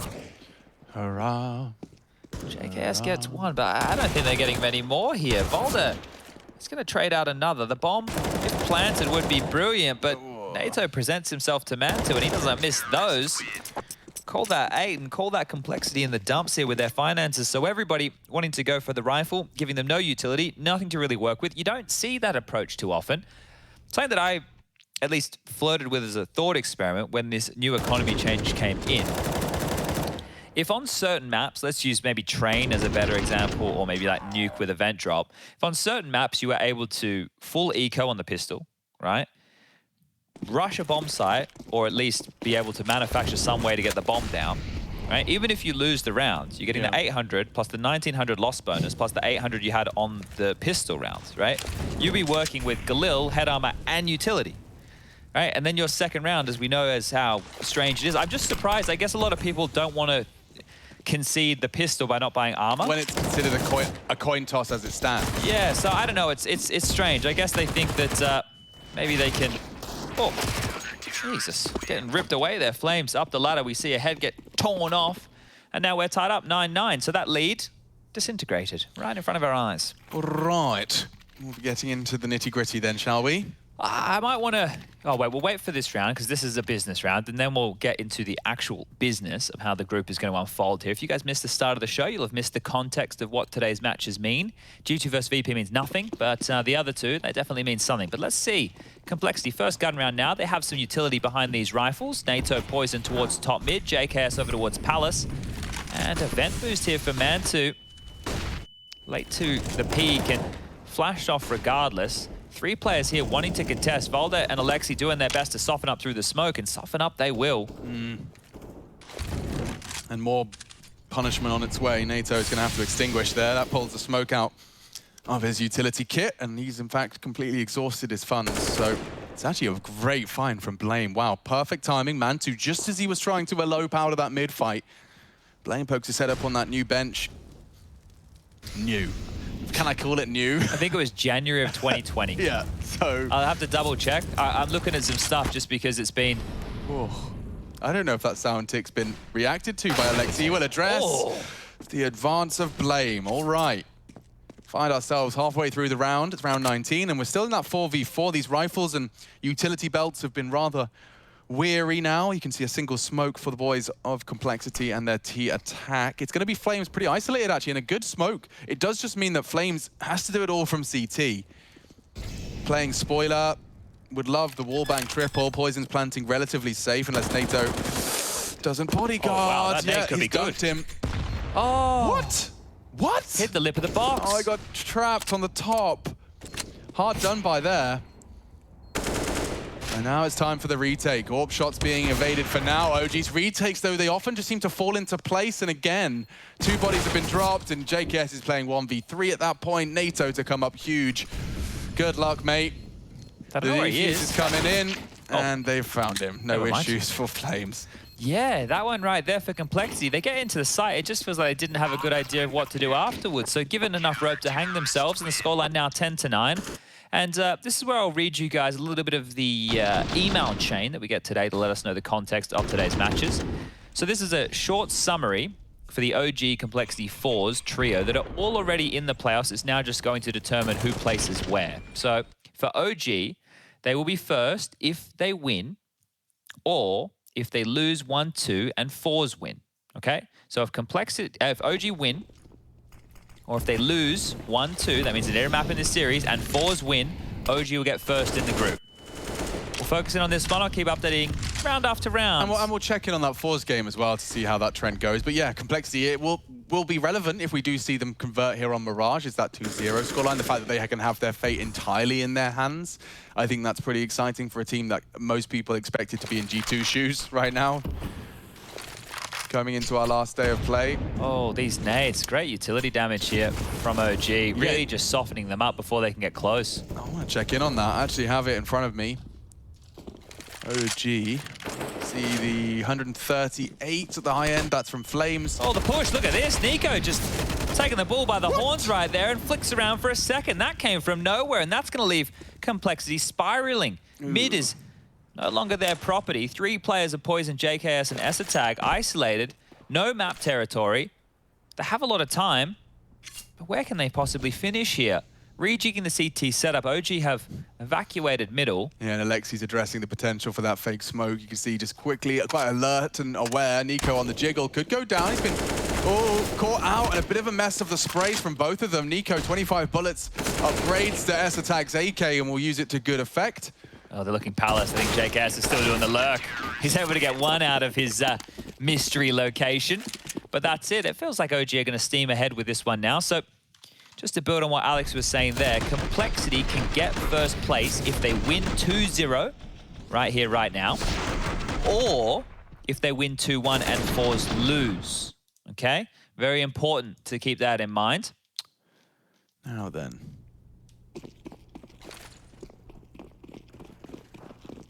Pistols here. I don't know if Complexity are going to be able to make too much of a dent. Things might be starting to get desperate here as the pace change is called. Flash towards connector, under window presence garnered. And jumping up quickly is Blame F. Alexi B willing to respond to that one more time. And here's Nico and that AUG. It's been great over towards middle. Powerful in the right hands for sure. They're getting a bit of space, but it's almost like they're just playing into what OG want. Like, oh, okay, there you go. There's some space that's been converted. JKS, yes, onto Nico. Long range. Not the headshot, felt like it. Yeah, the tagged up Nico just finished off by a very nice shot, long range, but Blame's the one that really has a lot of power in his position here because he's locked down this rotate. Unless Mantu can relieve all this pressure with a good AWP shot, Blame gets more. And it does leave a bit of an isolated Flames. He's been very solid so far in his A defense, but he is about to be tested in a bigger way than previously seen. Valda's on his way. The cavalry's slow and quiet. Here they come, looking for a safe clear of Sandwich. The movement's good out of Esatag. You can see how much it was hard to track with the crosshair. Valda has stopped that bomb from going down immediately, and instead JKS he's aware, calls upon it. He's cleared him, and Valda's so hyper aware. He could adjust as well. 8 HP, but he lives on. Head to head with Blame F. Trying to reposition. Blame wins it, and will give the double digits to Complexity, keeping the gap nice and small. Well managed.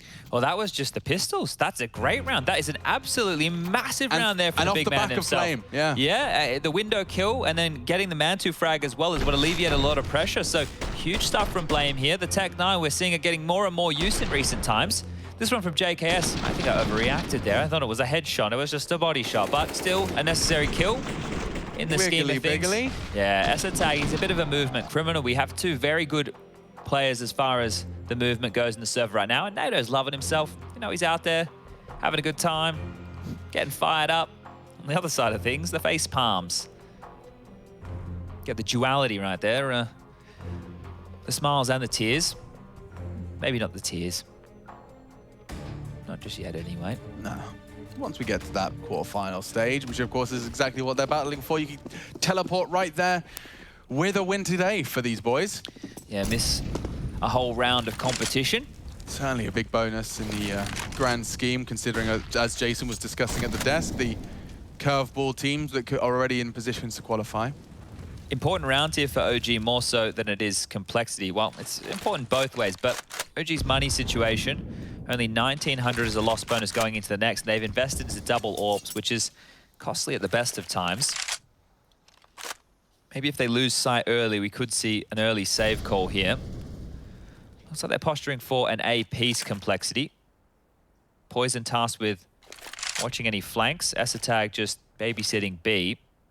JKS in Palace, where we see him more often than not. And what's the go signal here? Flames flash forward on ramp. His sound cues will be heard. They know that this info play has been made. Oof, okay. I mean, it's an interesting call. I'm just intrigued to see how they execute. Like, how well will this go? It's something you usually get better with time as a team. Everyone gets more familiar with the nuances of your flight paths and your commitments. They just called mid-clear. So there's going to be a lot of presence, or there should be, over towards A. That's smoke perfectly timed. I don't think that'll call the cancel. Just give them a few second delay. Smokes are flying in the sky now. JKS ready to release the molly, and here we go. All right then, Flames first contact. Mantu going to be smoked off. Firing off a pot shot, it connects, and so does this second. He's taken down two. Mantu blind through the smoke and the wall. Just keeps unloading bullets, and it's a problem for complexity. They're into the site now. It's a battle for stairs and aggressive. Should see the trade from Poison at least, and good taps out of JKS as well. I think he caught a glimpse. He knows where they are, and that's sharp from Savage. Valda to come up clutch. He could do this. No, you're right. They were 1 second shy. Don't get the bomb down. Completely lost track of that. I was so focused on the battles. We saw it go down from 3v3 to 2v2. Rushing, but the AWP is jumping T stairs. You know something's up when you see Poison going for moves like that. It felt like there was just a little bit of time there to get that down, but milliseconds denying that one there, and OG off of Mantu's through the smoke kills, which was lovely to watch. He just stood there like a turret, just taking those pot shots, doing so much damage. And when it was this late, here you go, here's the replay. So they're just running up. Oh, he can't see a single thing here. Bang. Just taking shots through the smoke. How are you meant to respond? How are you meant to respond to that at all? This is great. So 6 seconds, they start running into site 5. Okay, because he had to plant safe, right? If he planted open, he was dead. So yeah, couldn't get there in time, and that's OG getting one back. Well, I mean, you just, of course, discussed the financial implications of a round lost there for OG, so they're going to be feeling very good, laughing all the way to the bank with the recovery. And quite the contrary for the boys of Cole. We do see a bit of a saved AWP for Poison.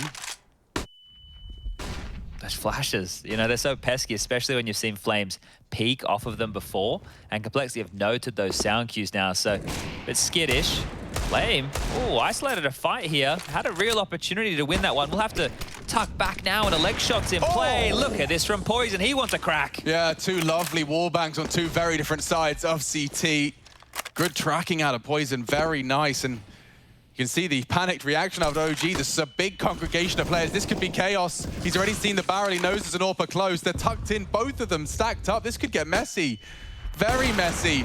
Poison can't hit the shot. NATO can. And Essa tag with at least one of the two required. Seems to peter out into a 1v2. Detached from the pack is Blame, and they'll be looking for your flank now. They'll be considering it. Blame doesn't pause. Oh, the timing! Just as he looks away. How has he done that? Mantu averts his gaze, and it results in a 1v1. Blame wants a weapon. He's got two guns, and he's also got a Desert Eagle. Smoke. That's a bait smoke right there. It's going to lure him in. Yeah, he's walking straight ahead of it. He's considered it. He's clearing it, and he will knock Nico's head off his shoulders.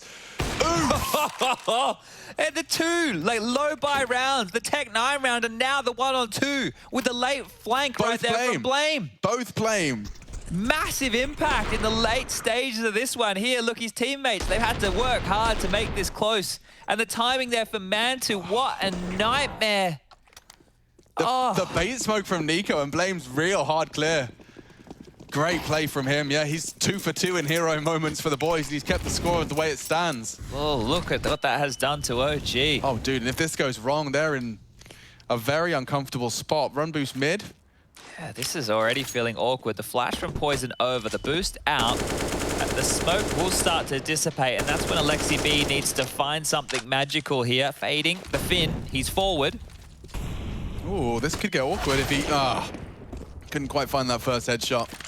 And so Cole have full mid control. I say that as Nico strafes out and... Not afraid. Yeah, very brave. It does result in his death. Flames quite the flank. He's pulled that one out of nowhere. Well, they know A is clear now, right? Flames is traditionally the A holder, so at this point they can get a move on, a wriggle on, start charging over towards the A bomb site. JKS doing his diligent clears up the ramp here, drawing attention, and bullets whistle past the head and eventually land. More damage done. Might have a few more conversations for this round. He's using that deagle like an AWP there, Valdo. Long range, good find.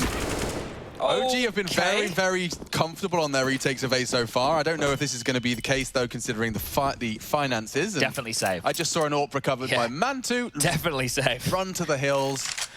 Run for your life. You ever do have an Iron Maiden phase? No. No? No, I didn't really. Yeah, me neither.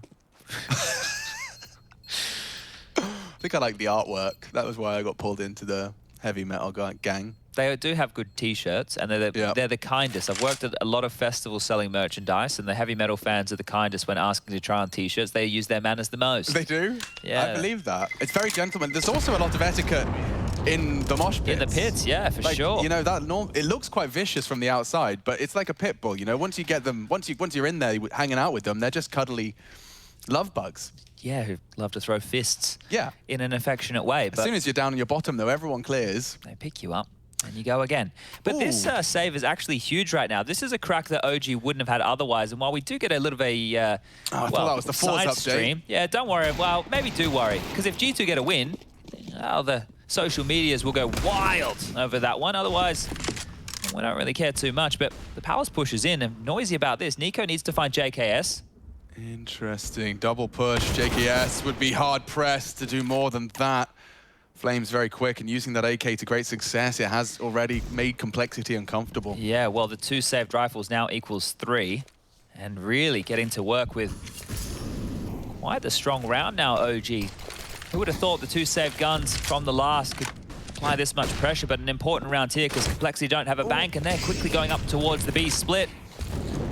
Okay, looking a bit flustered here. The boost is nice. I like this. A nice variation that could result in Poison being set up. Mantu's ready for the repeat, though. That saved weapon is in the right site, and a big contribution from Poison might lean Complexity, or Blame at least, to start investigating this A site. Good positioning. Takes down Alexi. Blame again from this window position has been a nuisance. Cleared by Nico, just as he turned away, and it does look good for OG again to turn it around. What has been this half? Oh, I think Poison caught a little bit of movement there, and walking into the crosshair. What's going on? Valde's low. It's very winnable. I was going to say, they just removed the splinter from their foot that has been Blame F in these rounds, but they've given one up for free. It's going to be Valde with a deagle through spawn. Mantu, he's not going to be able to help. Yeah, Valde's got no time to react. S-Attack very quick on the draw, and going for the quick one. Mantu got a good read of the situation. Poison wanted to peek as it blooms. And that sealed his doom. One-on-one. Elevated, though. It's S-Attack. Good positioning. And it does enable a 13th on the board for Complexity. Close between these two squads. This is an absolute biff. Like, this has been a brawl. The amount of pressure OG had in that round, and the fact that Koliv once again recovered, it really is so volatile. Yeah, look, we have to sing the praises of Blame, right? His impact in 2 of these, what are we looking at now? 4 of the last 5 have been down to him alone. And with the money broken, it wasn't easy for Complexity to get the last 2 converted. But now the full buy for OG. We get to see all the weapons come out, all the goodies they desire. Alexi with the flash forward. Trying to set Nico up for success, but he's going to be blind. He will not be able to press the issue forward middle. Alexi having a looky-loo down underpass as well. So keeping very active on this CT side. Oh, an interesting spam from Valde there. He's giving up the fact that he is close apartments. Now, maybe this is all just a ruse here to slow them down, but it's a 2-man underpass push now. I imagine that's a component of why Valde was showing so much face there. He's hoping that will slow them down on their apps walk and buy time for Nico And Alexi B, a very quick flank to silence them four to strike at least the first, but they won't be ready for more. Valda from one side, Nico from the other, and BlameF just feels so much pressure right now. JKS even smoked off. He can't leave, they're locked in. Mantu's at least caught the NATO walk-up, but this is OG's round. They have outbooked Complexity. Well, Blame's still alive here, and he has 50 seconds. Now that he's found Nico, JKS can join him on the other side of that smoke. The bomb is down towards the B apartments. And Volder, he doesn't wince. He takes another fight. He takes the head. And we've seen JKS in a bunch of 1-on-3 situations on the CT side, but now on the T side. Does he want to have a go here? The loss bonus, it's 1,400 in the next round of play. I feel like we've already seen this, haven't we? Yeah, it's very familiar. It's just chew on the other foot type stuff. And there's one player working on that flank. A good peek again from Valda. Solid hold out of him. Triple kill. Crucial round. And about, what, 3K, 4K on the high end for Complexity. So we're getting to that real business end of our first map. This was OG's pick, trying to pick at a weakness they thought they witnessed from Complexity's pool. Yeah, and yesterday, if you missed the T-half, Complexity gave away a couple of situations they probably should have won against VP and especially Jame. So maybe not a true indication of how much they could do. Nico there a little bit confuzzled. But 13-13, eco required from Complexity here. 1,900 for them in the next round of play. And oh, Blame, I think he's feeling confident in what he's done previously with the pistols. They've all invested here, and maybe a bit more than I was expecting.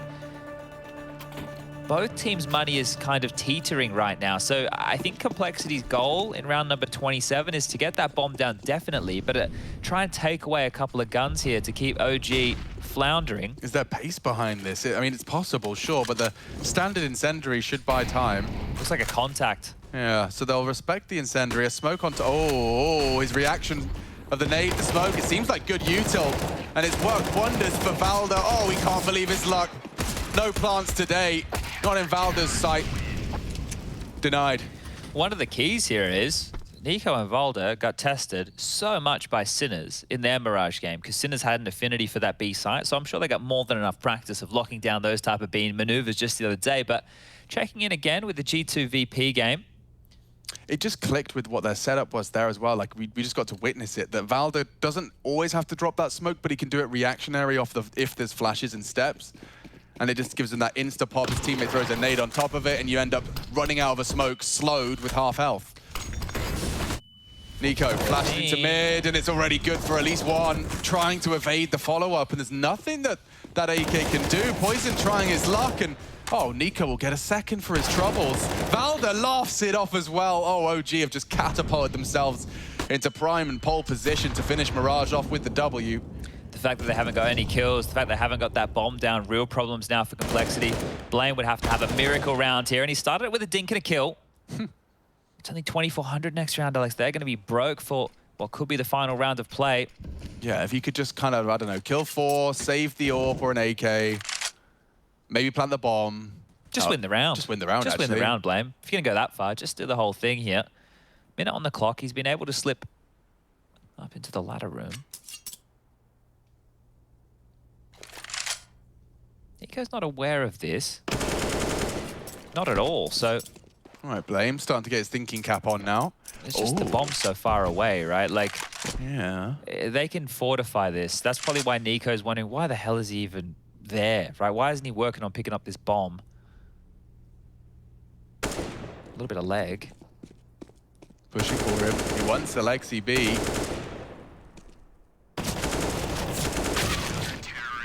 Not a bad attempt, a real fair go of it.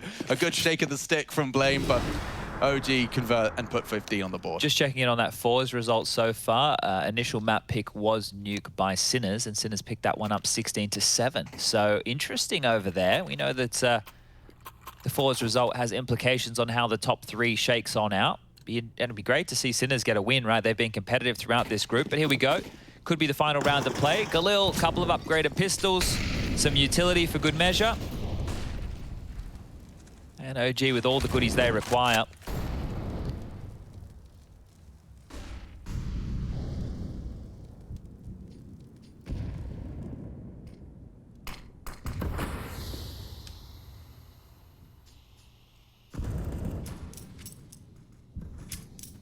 So they've just found out early to make sure there's no crazy aggression, right? Blame over towards B-Apps to make sure there wasn't one of those underpass pushes by Alexi B, NATO tending top mid, and now the two mentioned players are grouping together. When these A nades come in, I think that's when they'll start to make a move and try and flank from behind. Flames up close, Mantu towards Ticket, and Alexi B to caretake window and contribute to connector and A. Okay, here we go. Lining the smokes up. Last-ditch attempt from Complexity here. Mantu, previously very threatening on this A-ramp hold, and again, him and Flames just having no issues. Damn, snaps onto Poison as they walk through the smoke, and, well, pack her up. It's a little late. Blame loud about it on the dismount, will be hunted down and isolated by Valda, and yeah, stick a fork in this one, it's done. OG convert their map pick. And they're in hot pursuit of topping their group. It has been Group B. It's been so volatile, up and down, unpredictable results. But OG, one map win away from topping the group.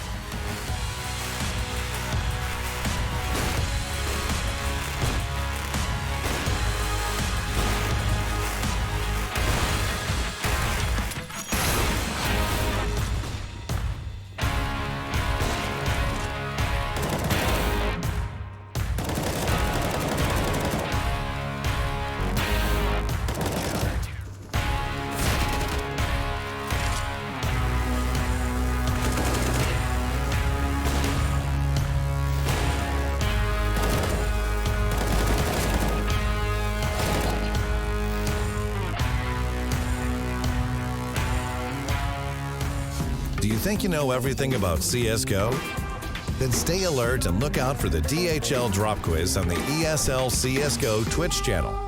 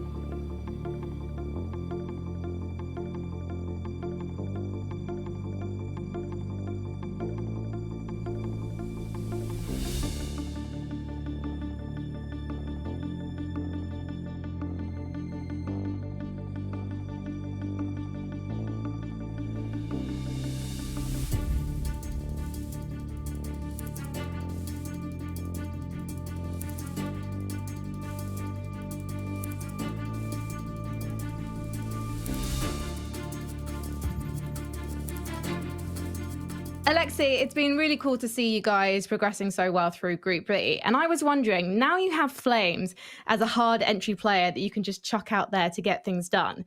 Has that impacted your ability to lead the team more effectively? I think so, and just overall us playing more officials and just overall more together also helps. But I think what the benefit with Flames is that he plays a lot of FPL, and I think he's always understanding the meta and what other people might do to catch him off guard. So I feel like when he's dying, it's really unlucky. Like, for example, today it happened once that he died on B, and it was because Oscar killed him while jumping deep banana, and it's like these situations where they can only kind of catch him in really rare situations. So that's obviously good to have more consistency. We haven't seen you play Ancient yet, Alexi B. And I'm wondering, is that because you've got lucky in the vetoes, or maybe your opponents have got lucky because they haven't picked it against you yet? Or Vertigo. I don't know. Might be either one. 5-map pool. Yeah, it's still 5-map pool. Just saying. I do want to ask what you think about Ancient, though, because you are a mastermind of Counter-Strike. It's always fascinating to hear how you talk about maps. And I want to know your approach to Ancient, or your potential approach. I mean, it looks nice and feels nice on pucks, but we've yet to practice it as a team. Okay, but you left it open in the veto earlier this week. Yeah, we're badass. So I think you're lying to me. I might be. I might. I know you too well. Thank you so much for talking to us, Alexi. And congratulations on guaranteeing a spot in playoffs. Thank you. Do you think you know everything about CSGO? Then stay alert and look out for the DHL drop quiz on the ESL CSGO Twitch channel. Because as soon as the question is asked during the stream, the clock starts ticking. You will have 60 seconds to type your answer in the chat using this format. And keep in mind, speed is important at DHL. So the faster you answer correctly, the more points you get. Keep track of how well you are performing on the leaderboard. Will you manage to make it to the top and win one of these amazing prizes?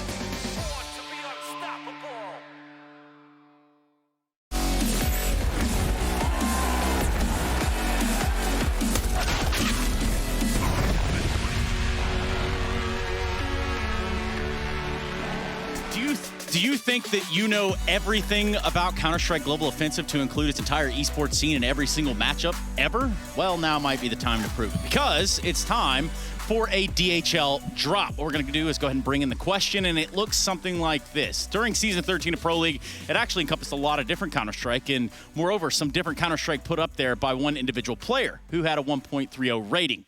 Who was that player? Use exclamation point DHL drop space, whatever your coinciding answer is, A, B, C, or D, and let us know in the chat. Now you have free reign. The mods are not looking, but if they are, tell them hi.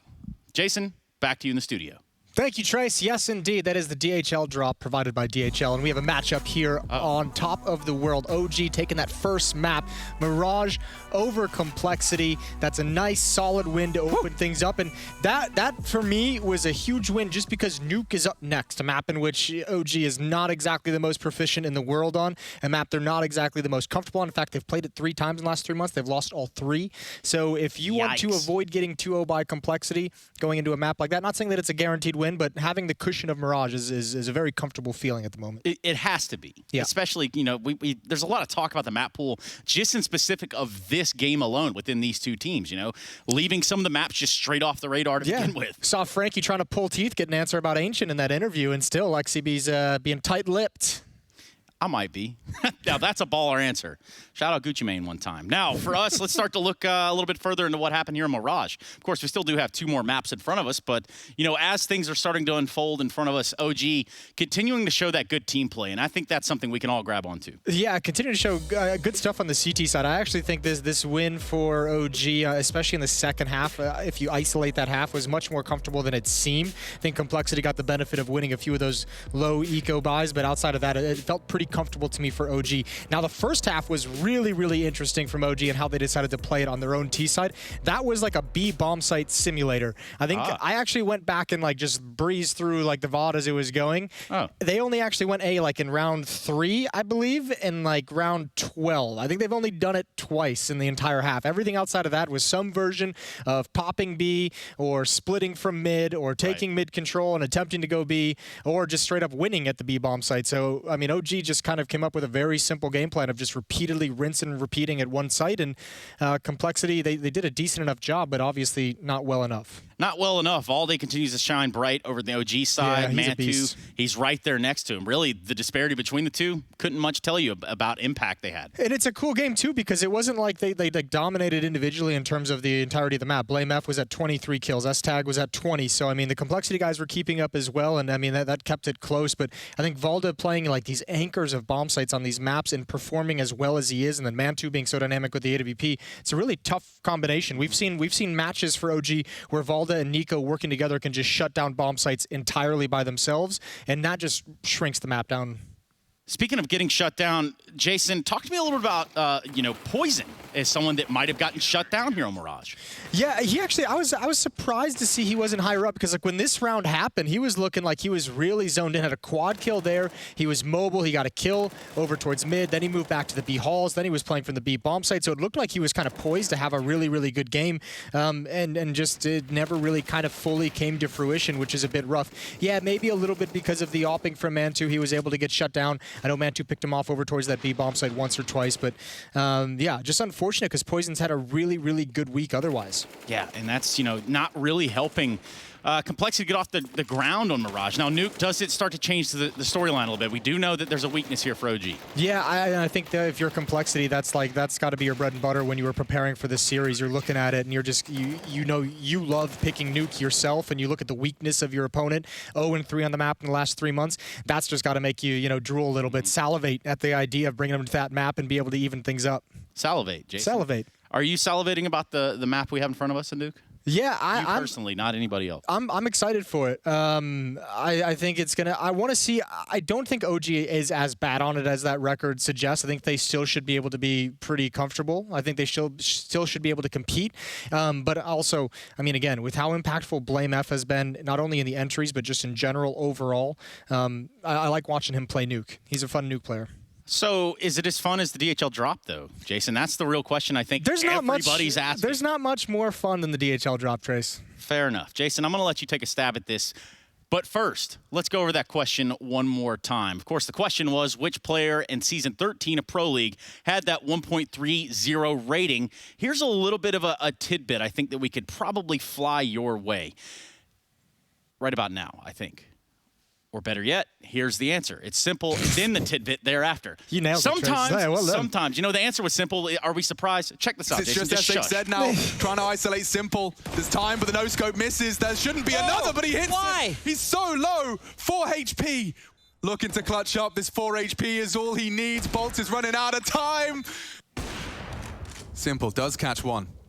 Through the box, will recover the bomb on the back of his, by virtue of the flames. Oh, Shallow caught under the That's the thing about Simple. Like, sometimes the guy just doesn't miss, Jason. That's the stuff you see in your nightmares, like Freddy Krueger type. Yeah, I mean, I still have a few from when I was playing against him in Liquid a couple games that he just absolutely filthy things to us. Yeah, don't make it weird. I'm not. Yeah, I mean, and also, when you think about it, I'm not sure how many players we have in the scene at the moment that could average a 1.3 rating across an entire series, especially one that's as long and as difficult as Pro League. That's a difficult feat. There's a lot of maps to be played. Long, arduous process. That's exactly what we're about here. This is the ESL Pro League Season 14. Of course, we're set up for Nuke next. Complexity on the back foot. OG still reigning supreme in Group B. Can they finish it out strong? We'll find out when we return. Yeah! Yow!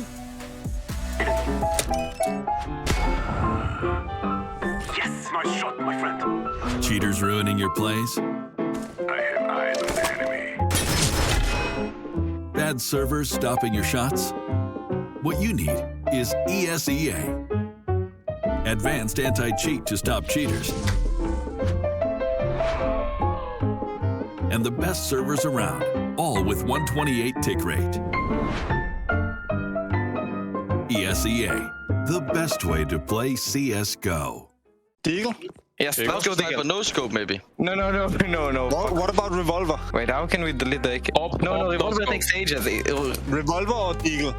Deagle. Just see the skill gaps, like. Man, Mantu, Nico and Valde. What about me, Nico, Revolver, and you, Deagle? No, we cannot do that. Oh, we can't do that. Okay. We do Deagle then? Yeah, go Deagle. Go Deagle. Okay, let's go Nico. Let's do Deagle, okay? Let's do Revolver. No. Okay, let's go. Come here. Yeah, let's go. You could start a Revolver, man. Yeah, let's go. Go in, guys. Yeah, go in. Nico, let's go. Let's go in. Yeah, go in, guys. Go in. Let's go. Yes. Go. Yes. Let's go, guys. It's all good. Let's go. No, he could start. Oh, the Deagle. Oh, it's Revolver. Okay, let's go Revolver. It's live. What? Yeah. But we can play Revolver.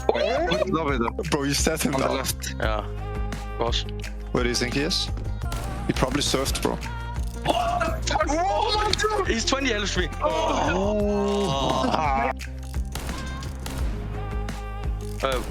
Right side surf and mid ramp. No! Oh my god. What? What? Oh, he's on the left. He's on off. You were turning while you killed me, bro. Yes, there.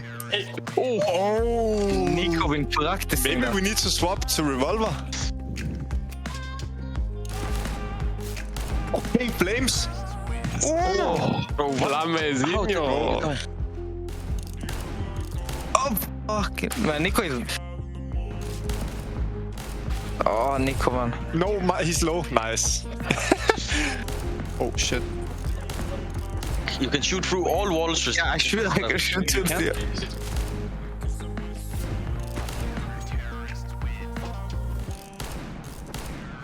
No, he's tagged. Ah. And it's not because of that, maybe it's just... No, he's tagged. Rarely. Fuck, I'm in the wall. He's tagged, he's tagged. One bullet, one bullet. I got. What? How's that not a shot? What? What? Bro, Nico is... Oh, of course he's sniping because he's shit. Left, bro. Left side. Yeah. Up or down? Oh, Valdemar.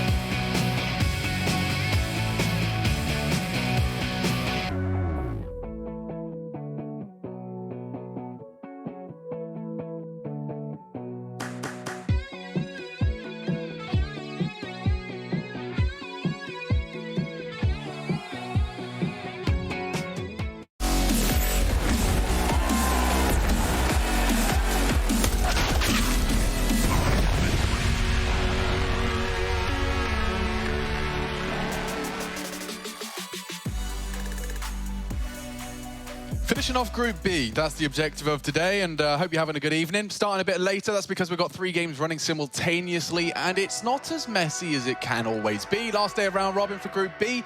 Pretty simple so far. OG with 1 under their belt. It's the most influential for them. They have the opportunity to finish it off and finish top of the group. They've been holding that place the whole time, and now just 1 map separating from the conversion, a bye past the round of 12 and getting themselves a quick game straight into those quarterfinals, skipping a day of play. Complexity in response still have it up for debate. They could take the top spot, but it's up for them. They have to take this nuke and then some. Aggression into the ramp, and the CTs, they want to actively fight this, and it's a real brawl. Good golly. Valda's done nothing with it. The Julies. And from behind, Blame is waiting for this. I assume Nico will... Oh, he looked away a second too soon. And that's great from NATO. Finish it off with a full 3-piece.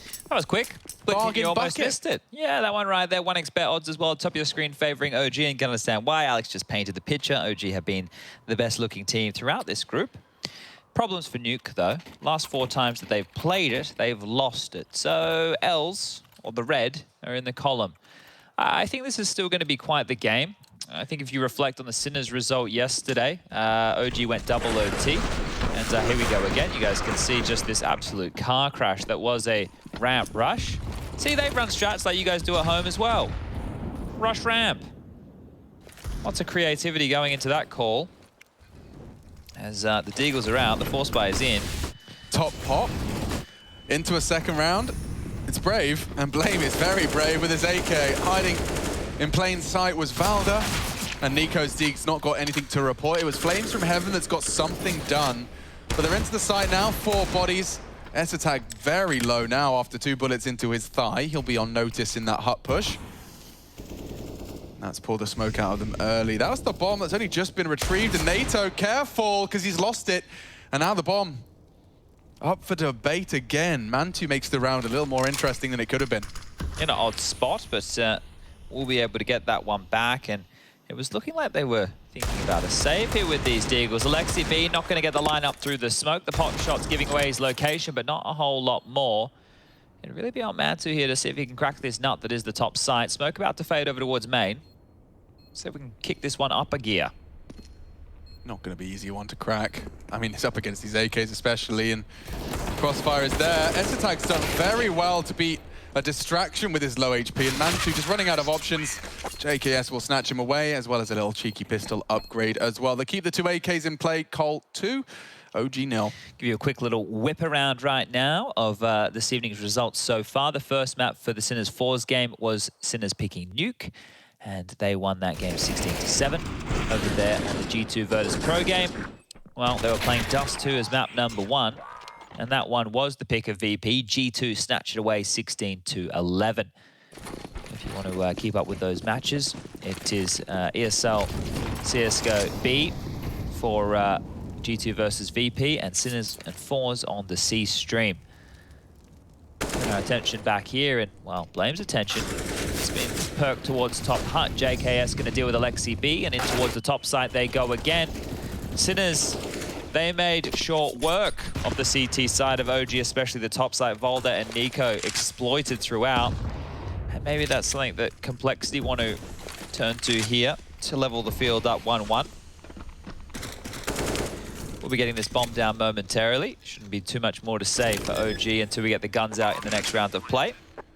Just to note, 4's have been on quite the run as far as Mirage is concerned, and that is where they've decided to take the battle against Sinners for map number 2. So if you want to see if they can keep their successful Mirage streak alive, let me just check this one out. I know that Peter's been talking about it a lot on the social media. I want to make sure I get the amount of wins in a row correctly here. So I'm just going to count on my head. I'm going to go quiet. It's really simple for 4's as well. If you're a 4's fan and want to know what they're battling for, it's up for debate as to whether they get second or third. It is just a question of whether they win or not. 15 Mirages in a row. Could be extended to 16 Mirages in a row tonight for 4's if they win this one. And they will have gone undefeated on Mirage in the group. They will have won it every single time. They would have played it against every opponent. So that is actually quite the feast as well. Complexity, VP, OG, and G2 all will have fallen on Mirage to 4's, as well as Sinners here if they complete the sweep. So currently tied up at 4-4, looking like it will be 5-4. Yeah, and I mean, just keeping track of a double roster change and having its impact felt for 4's. I mean, I was very impressed when Heroic did it and maintained their form. It seems that 4's have actually just went on a complete upward trajectory since bringing Kenzie and Zorti into the ranks. We go on top again, are we? JKS likes a little bit of a vent drop here, but he's going to get flashed through the smoke. Out he goes, and even finds the entry. Yeah, that's not bad at all. Alexi saw a little flash of leg, and he hears them descend the vents. So this is a very quick decision. Flames, oh, he can ruin their day. NATO, so lucky to be alive. I'm not sure he's going to be able to do much, but he does. A topspin Pokeball and great use of their Molotovs is denied anyway, and Voice from OG into contesting that plant. Will be the save call here if Mantu and Nico are allowed to hold on to their goodies. So quite the pace out of Cole here, similar to what we saw at a Snappy. And I mean, you can see how that call would work 90% of the time. I mean, okay, I don't know why I'm throwing such a... 90, 100. Yeah. Jason knows it so too. 100% of the time it works. But flashing out like that squeaky smoke flash play we saw out of JKS, it's very powerful. I'm always a big fan of it. If they just sneak it, they're sitting and resting in that smoke, a bit of an off angle for the CTs that are expecting you to either be, you know, tucked in on CT vent or still in squeak. But it works nicely, gets them the opening frag, but then you still dip down the vents. The top side rotators are still panicking about that top opening frag, and you're already on your way to plant. You can see how quickly that can fall apart for the CTs, as it did. I'm just curious how OG could maybe amend some of their CT-sided woes. You know, I think that having Flames over towards ramp, it makes sense for his skill set, but I feel like having somebody like Volda to play it instead, right, and have him do it in more of a Zipex type spot, fall and be your lower caretaker. Yeah. And then maybe have Flames pair up topside with Nick. I'm just spitballing right now. I haven't actually given it a lot of thought. It's something that they might need to reconsider though if they continue this new lost streak. Oh, that was a deep molly, and that was an easy kill for JKS. He's gotten 2 entry kills in 2 rounds in a row right here, right now. And, well, OG, this is not the way you wanted to start this map, I'm sure. I don't know when the response is going to come in, but the util thrown deep. Nobody takes any damage there. I think that Rush used to play the squeaky position for Complexity as well, so I'm not certain on that one. I'll have to double check. I just feel that some things have been shifted in this Complexity formation. Oh, this is aggressive out of Mantu. Very aggressive. Ahead of the flash. Stands and delivers one. Now down. Oh, but burnt. Nico's molly spreads and finishes off the work his bullets started. NATO into the site, only good for the one. It's Good poison. trading. Keeps it advantage for Complexity, and now with that bomb on Esatag's back, it's Flames who we know is the ramp player. Heaven's the most likely of the two, but he's managed to already drop down into the site. It doesn't last long. Him. Oof, long range, yeah, with the SMG, but still 5. I want to draw everybody's attention as well to yesterday's game. Flames had a couple of rounds in a row that he had to win in clutches. They were just like heavily traded on the top side between Sinners and OG, and Flames had to close them on out in a big way. And this here got messy for a moment, but when they already had that number advantage, things just felt too tidy for Cole. Great stuff from NATO. Great little trade here from Poison. They were just coming out of Hut and Squeaky. Could not be stopped. The floodgates were opened, and yeah, timeout probably called right here for OG just to take some pace off of the game. These first 5 rounds have gone very quickly. You can see caffeinated in the background there at Peacemaker's chair, the coffee mug on the mouse pad. Now, guys, don't do it. It's not worth it. Unless you have a cupboard of mouse pads standing by. Which you probably might do as a professional boot camp. I'm talking about the people at home. Yeah. Don't follow Peacemaker's lead. Right, if someone brings you It's a a beverage sacred and you're zone. gaming, nothing goes on the pad. There's one thing that goes on the pad, it's called the mouse. Nothing else. Don't do it. See, flirting with some aggression. He has completely booked Flame. Oh, but Alexi's playing with fire as he tries to get away of a spot of bother. He was spotted and tagged up heavy, but he's gotten away with the retrieval at least. Oh, bother.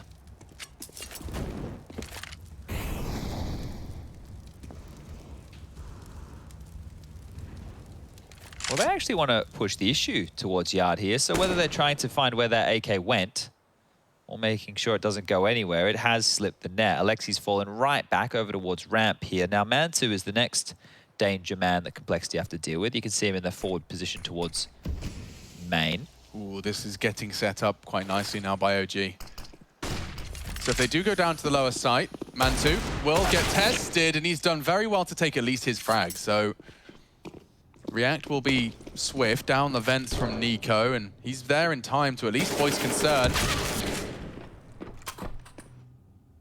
Now, Alexi ready to respond. Flames is as well, but the frags are working in favor in those AK-47s. Alexi saved AK, not going to be able to do much here.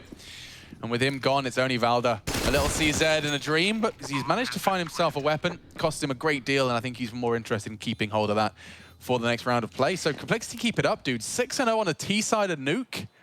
I mean, I know you were highlighting and have been very clear about OG's weaknesses on this defensive side of this map in particular, but it is apparent that Complexity, like with such little time in the actual ring, have managed to forge quite a solid and competitive T-side. Yeah, but look, normally I'm not like too hypercritical of stuff like this, but in this situation, OG, they had a number advantage. They knew exactly where they were going.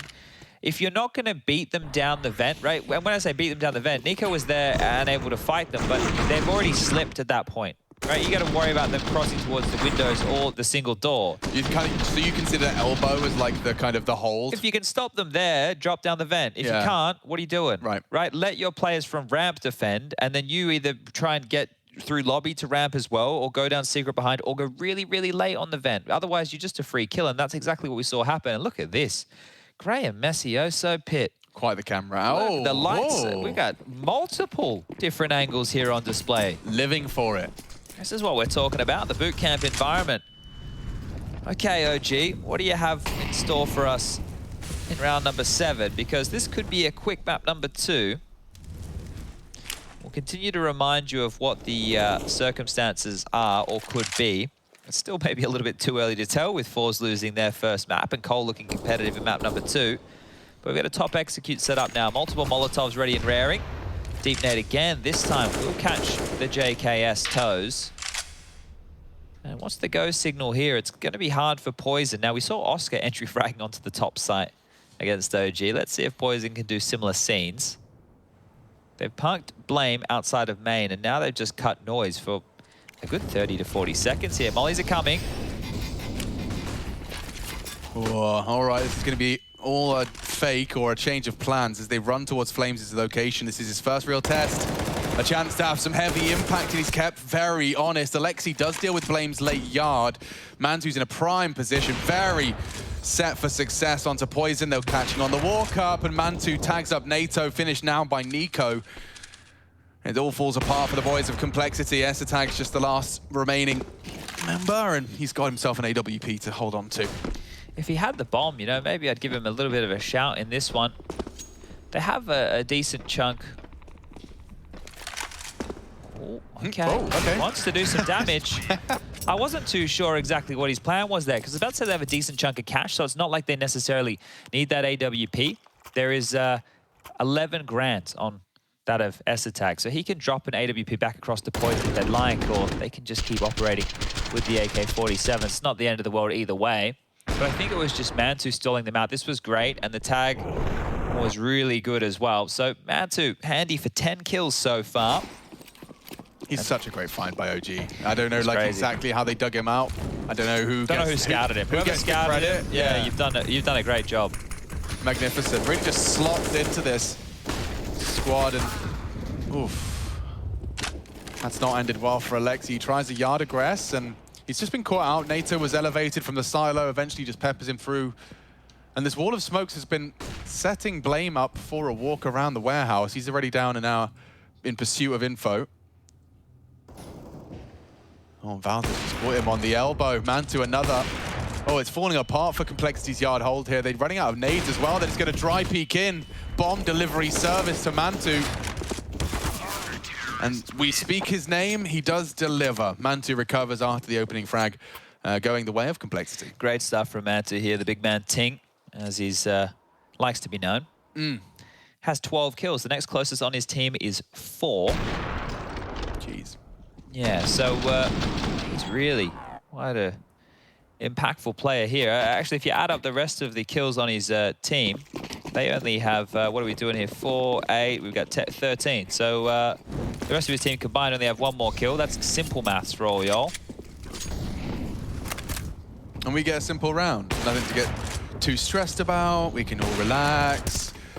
Breathe in through the nose. And out through the mouth. And out through the mouth. Counter-Strike is a game of patience, breathing, all those good things, you know? It's definitely about the headshots and the grenades and the bombs, but it's also about the breathing. If you can stay calm while you're hitting those headies, that's all you need, right? Just take a deep breath. Let the kills come to you. Timeout called. Time taken for Complexity to discuss things. Now, at this point, you're sitting here, you're thinking, boys, we got 6. We got 6 already on the T side. You know what would be a dream? 9. But let's set expectations a little bit lower. Let's just win the half, right? Let's just get 8. Let's get 8. Anything more than that, we're laughing all the way into the second half here, the easier side, the CT side of Nuke. Now, hopefully they aren't getting the PTSD from last night's game where they were 11-4 up on the T side of Overpass, another CT-sided map, and almost let that ball slip right through their fingers. Yeah, I mean, I think it can be very punishing for teams, especially when you're not playing that. You're getting punished with all those economical hunts and the saves and a good T-side against you. You can just end up feeling kind of like you don't get to defend or play the game. You just run around with deagles and scouts, and the rounds run away from you. Yeah. Decent unconfirmed damage there onto Flames through the smoke, so going to make his life a little bit more precarious here as he continues to put bullets through, and it looks like they're set up for him. Oh, Flames. Do some damage back, and we've seen this move a couple of times here. Yeah, it's good timing on it, but Poison's so ready. The spread is there, and it was supposed to finish the job Flames started, but nothing to report. Seen that trick before, haven't we? Yeah. They got full ramp control. You can see that there's no one from OG to greet them. Their util was strong, and a little soft and silent rotate from the top side players. Oh, if they choose to go back around, Blame is going to be smoked off on his campaign. NATO's got a lot of presence towards Hell, so it's up for debate right now, Chad. They could go both ways. Yeah, I think if they were to go towards top, they've made the right call. That would solve a lot of their problems here, and well, clearing out Hell, Nico can be the difference maker. This fight against Blame could be absolutely everything. About to step on in. Blame spots him and will not convert. Nico gets the kill, and Alexi. Look at this. Alexi's got such a great timing on this. They're not even looking. Backs are turned. Esatag does return fire, but at great cost. Alexi took a chunk out of him, and now Nico continuing to lay down good shots straight through the wall. He'll take down a third. solid test of the top side hold here. Nico the Dane stands strong, and NATO Safik straps in for a 1v3. I'll start the 40-second timer. He's got that bomb down, but there he is. Oh! Had the info on Mantu, I was about to say, and try and finish that sentence before Mantu with a very quick bolt as he returns the second shot to success. That felt good for Complexity. So much room to work with there, but it was all Nico in this little biff, and Bosch here. Just the bullets through the Huddy. We'll take that every day of the week, won't he? I'm sure he'll be happy with how that one unfolded. Alexi B as well. Probably feeling a little bit hard done by. He didn't get more than one on that around the world play. But a good round for OG to convert here, and one that maybe has gone missing. I mean, you know him very well, Chad. That's a happy JKS. That's a happy JKS. That's a happy face. Yeah, he's could be more happy right there. All right, we've got some Tech 9s, we've got some Deagles, even a spicy little Mac 10 for Blame as he's the first, and he's actually well ahead of the pack across and right next to Alexi. Him and Alexi are doing a little dance. It's a smoke ritual, they call this one. Yes, it's a smoke ritual in pursuit of affluence and peace of mind. Oh dear, oh dear, oh dear. They've all walked past him. Alexi gets another go at the trigger discipline flank. And ooh, oh, but Volder paid the price. He certainly did. Alexi a little late on the report, but he's filed it. Well, okay, now we're getting some steam. From a 6-0 start to a 6-5 scoreline. 5 on the trot here for OG, and mounting a bit of a discussion to be had about this CT side. Mantu's fully set up with his full kit and with 15 grand in the bank. Like, you could not have much more money for the AWPer of OG. And he's got 16 frags, 4 deaths. That might also be a contributing factor. I'm pretty sure, right? If you check JKS's deaths at the end of the first half of Mirage, he only died twice. Boosh. Yeah, lots of saving within that first half there, but second map. And a bit of utility over towards top to keep them honest. Flames still aggressive and can cause issues for the lobby players here if he continues to apply that much pressure. But here's the man with the plan, man 2, rotating towards Yard, and it might be the right call because smokes are being lined on up here, and it looks like maybe the L block. NATO's position. Oh, it was indicative of that. This is quite the search. This is very aggressive from Mantu, yeah, walking on up. And he's going to have the confirmation. He knows this is a good time for the peek. And first victim found, trying to escape himself with the smoke. At least give him something to peek and play around. Valda tries to bail his teammate out of trouble, toss him his life. Mantu surely dead. Bisashi another frag. How is he still alive? Finally, they'll finish him off. JKS tapping away through the smoke, but doesn't quite pull it across the line. I can't quite believe how close that got at times. Good hold by OG in the end, and max money reached. Mantu swelling with cash. His coin purse overflows. Did you ever have a coin purse? I was always quite envious of my nans. Yeah, my grandma had a coin purse. It was just very nifty. Yeah. I like the way she'd whip it out. Had a bit of style and pizzazz But to that's it. when you could buy things with coins. Yeah. What are you buying with coins these days? I usually just throw them in my my fanny pack. Okay. And slowly, gradually lose them in various corners and crevices. Okay. Well, top rush. I love it. Valda probably does. You'd think, especially with Nico above to support him nicely. Yeah, this has been great. What a turnaround from 6-0. 7 in a row. Yeah. Bit of a shellacking now. As well, if you have a look at those rounds, the closest any of these 7 consecutive rounds have gotten is 2 players left alive for OG. The rest have been, 3 or more. Got a couple rounds in here that were 4 surviving. So, shutting the door right now on Cole, who had a promising start with wind no longer beneath their wings.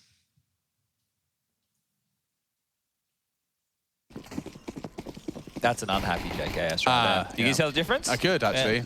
Nico, what are you up to, mate? What are you doing? What is that? What is that, young man? What are you up to? This is a serious round of Counter-Strike. And Mantu, ready. He's farming. And farming, he's indeed. just farming. S-Attack will finally bring him down, but he's already taken a big bite out of the complexity attack. 2 bodies dropped. Alexi lingers. S-Attack very, very quick. I think Alexi had the first 2 bullets that connected there. S-Attack just manages to respond just in the nick of time. What is Nico doing? Yeah, good question. He's got the M249. 100 bullets. Now, I know Rush is a big fan of this. Yeah. It's his signature weapon, the M249. What's this skin he's rocking there? Is that... It is...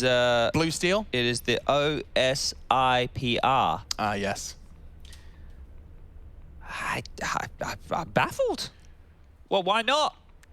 If he makes it 8 in a row. Yeah, maybe just an accidental miss, but he doesn't want to waste his funds, and down he goes with nothing to show for it. So this actually could have ramifications. So the OG streak could be falling flat. JKS behind enemy lines now, and Valda's the next to be hunted down. NATO to swing, good find from JKS, and Flames heavily loud about this.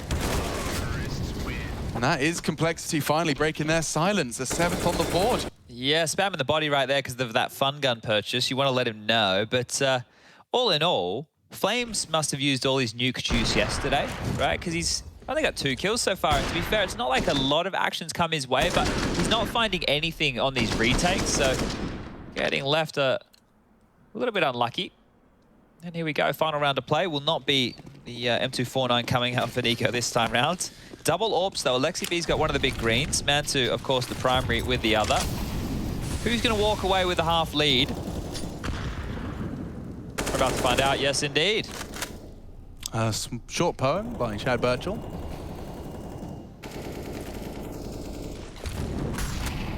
Flames, so you naughty boy. That is, I mean, he's just got such an understanding. Oh, and he peeks on the flash. Esatag's been finding a lot of space for his squad recently, and he's actually caught up in the fragging department as well, so looking to win out the half a cold with a man advantage. Ramp control is theirs, and a little bit of an extra twist and a cherry on top in Blame, descending secret stairs. Yeah, Nico has a lot to worry about here, doesn't he? Not on his own. Has the likes of Mantu with him. JKS is going to be legged. And a good setup again from OG. They've managed to claw it straight back. This is the flank. We've been waiting for it. Mantu's not considered it. And so now pulled straight back with 50 seconds, the bomb being tapped.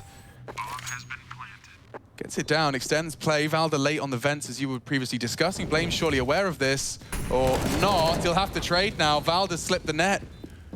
And Blame, oh, Blame's patience could be rewarded. NATO's got to live.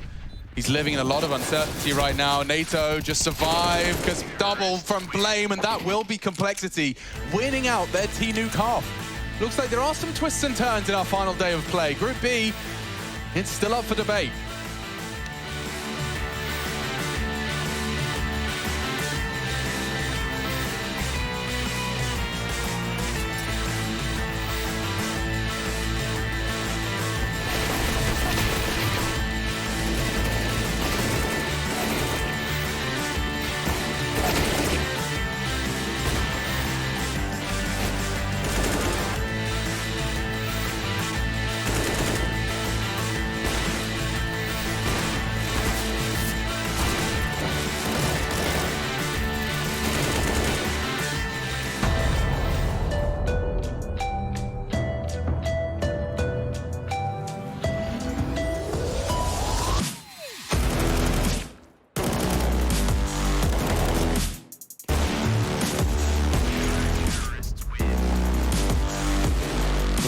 Readies himself for a massacre. 1, 2, 3, Twist is teaching it, that's all 4.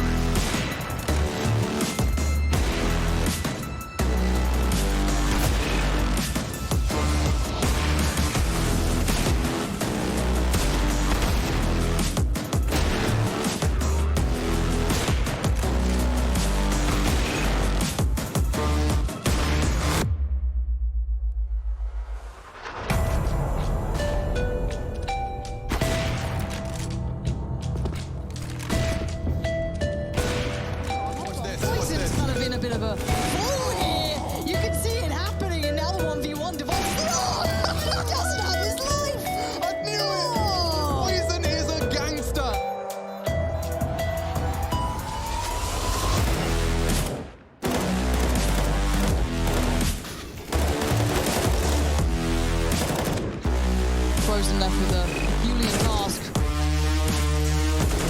Masuta, how do you get him off of this one? He knows he's sticking it, he's got to go now! Frozen! That is insane play!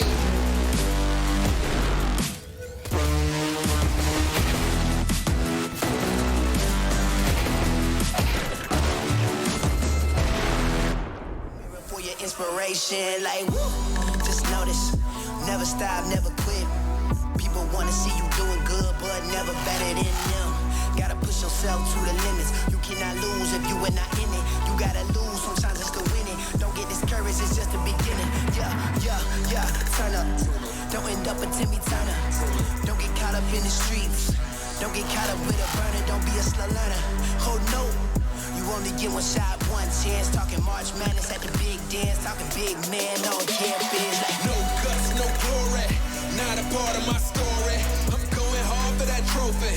It's why they all been on me. No guts, no glory. There's no need to go again. I don't comprehend it, I do not pretend, cause when I'm coming is to win. No guts, no.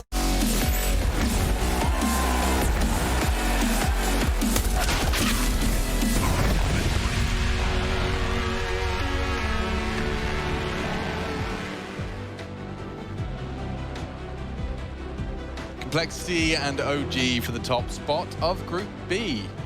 Julie is a pistol and it's equipped by Mr. Esatag. I'm still unconvinced.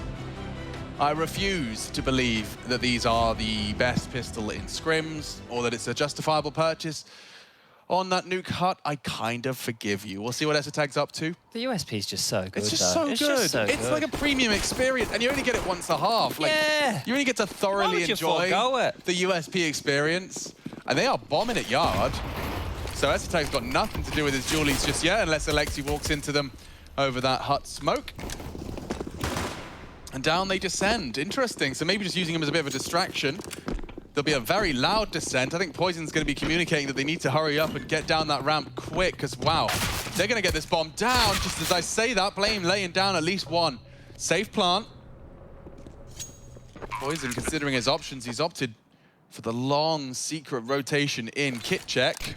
Nothing to report. Interesting use of the smoke there. Could have just closed those doors, but maybe that's going to force out a couple of questions here. Bonk. Softened up onto Mantu. He's got a good weapon for this job, though. Ready to snipe him with his pistol, and door swings open. A good find from Esatag, and advancing now. Suddenly, a flurry of frags does favor them. They need to be defusing pretty soon. And it looks like they've successfully taken this. Alexi to play denial. JKS has to hit this. Oi, oi, oi. Couple of seconds in it. He got a couple of pot shots. Had it found the head, that would have been it. Decent attempt there from Alexi B to steal that one away. Yeah, you know, sometimes it's just that one kill is all you need, especially when you have that sixth man of the bomb in play. With Julies, they got a kill. So, I guess, just like the B defense of OG on Mirage, we'll give them a C. Okay. They did their job. I like that you're handing out marks. I'm actually kind of, I'm cool with that. It helps me gauge your dissatisfaction / satisfaction. Well, the thing is, when you see them bought, you were all expecting like the 3 or 4 kills and just the never having to reload and staying agile, and it never really happens. But I'm sure people will continue to link the same 3 clips that have happened over the past 4 years of Counter-Strike. So here we have a OG Force Buy, or a Force Bizzle, as they will now be known. Starting to sizzle a bit right there. Alexi B onto JKS, so working with a lot of room here. NATO under pressure, being tested. Poison wants to help out his friend, but he's too little too late. Yeah, Alexi positioning and rewarded there, and the smoke arrives just in the nick of time. Like, OG have made this so daunting. Esatag, a real destabilizing play. He cancels the plant, lays his life on the line, and buys some time for Blame and Poison to piece it back together again. Cole looking to convert this second round. The force out of OG has been a real nuisance for them, and the flash from Alexi looks great. Blame loses vision, he loses life as well. Mantu set up for success. It's too good. Poison should be saving here. Don't want to give up this M4, and he goes down. Alexi B got 3 kills, was involved in the 4th, and planted the bomb.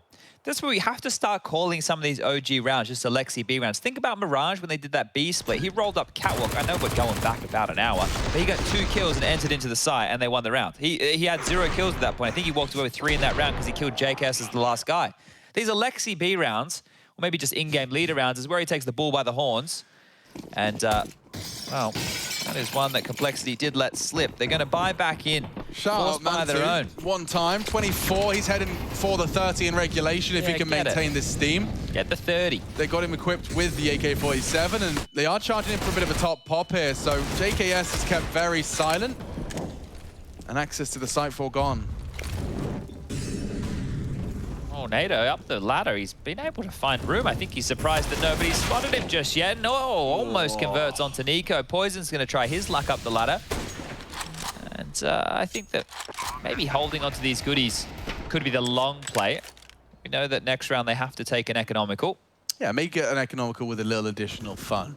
Definitely has been some changes, and this was something that I'm sure that they were going to do regardless of the NATO Safik standard, but JK's changing a couple positions. I think for the longest time he was a ramp player, now he's over towards top sites, so just some positions being moved around, maybe trying to get as much as they can out of their individuals here, but a great bounce back from OG to now convert 2 on the trot here. So lose the pistol, who really cares?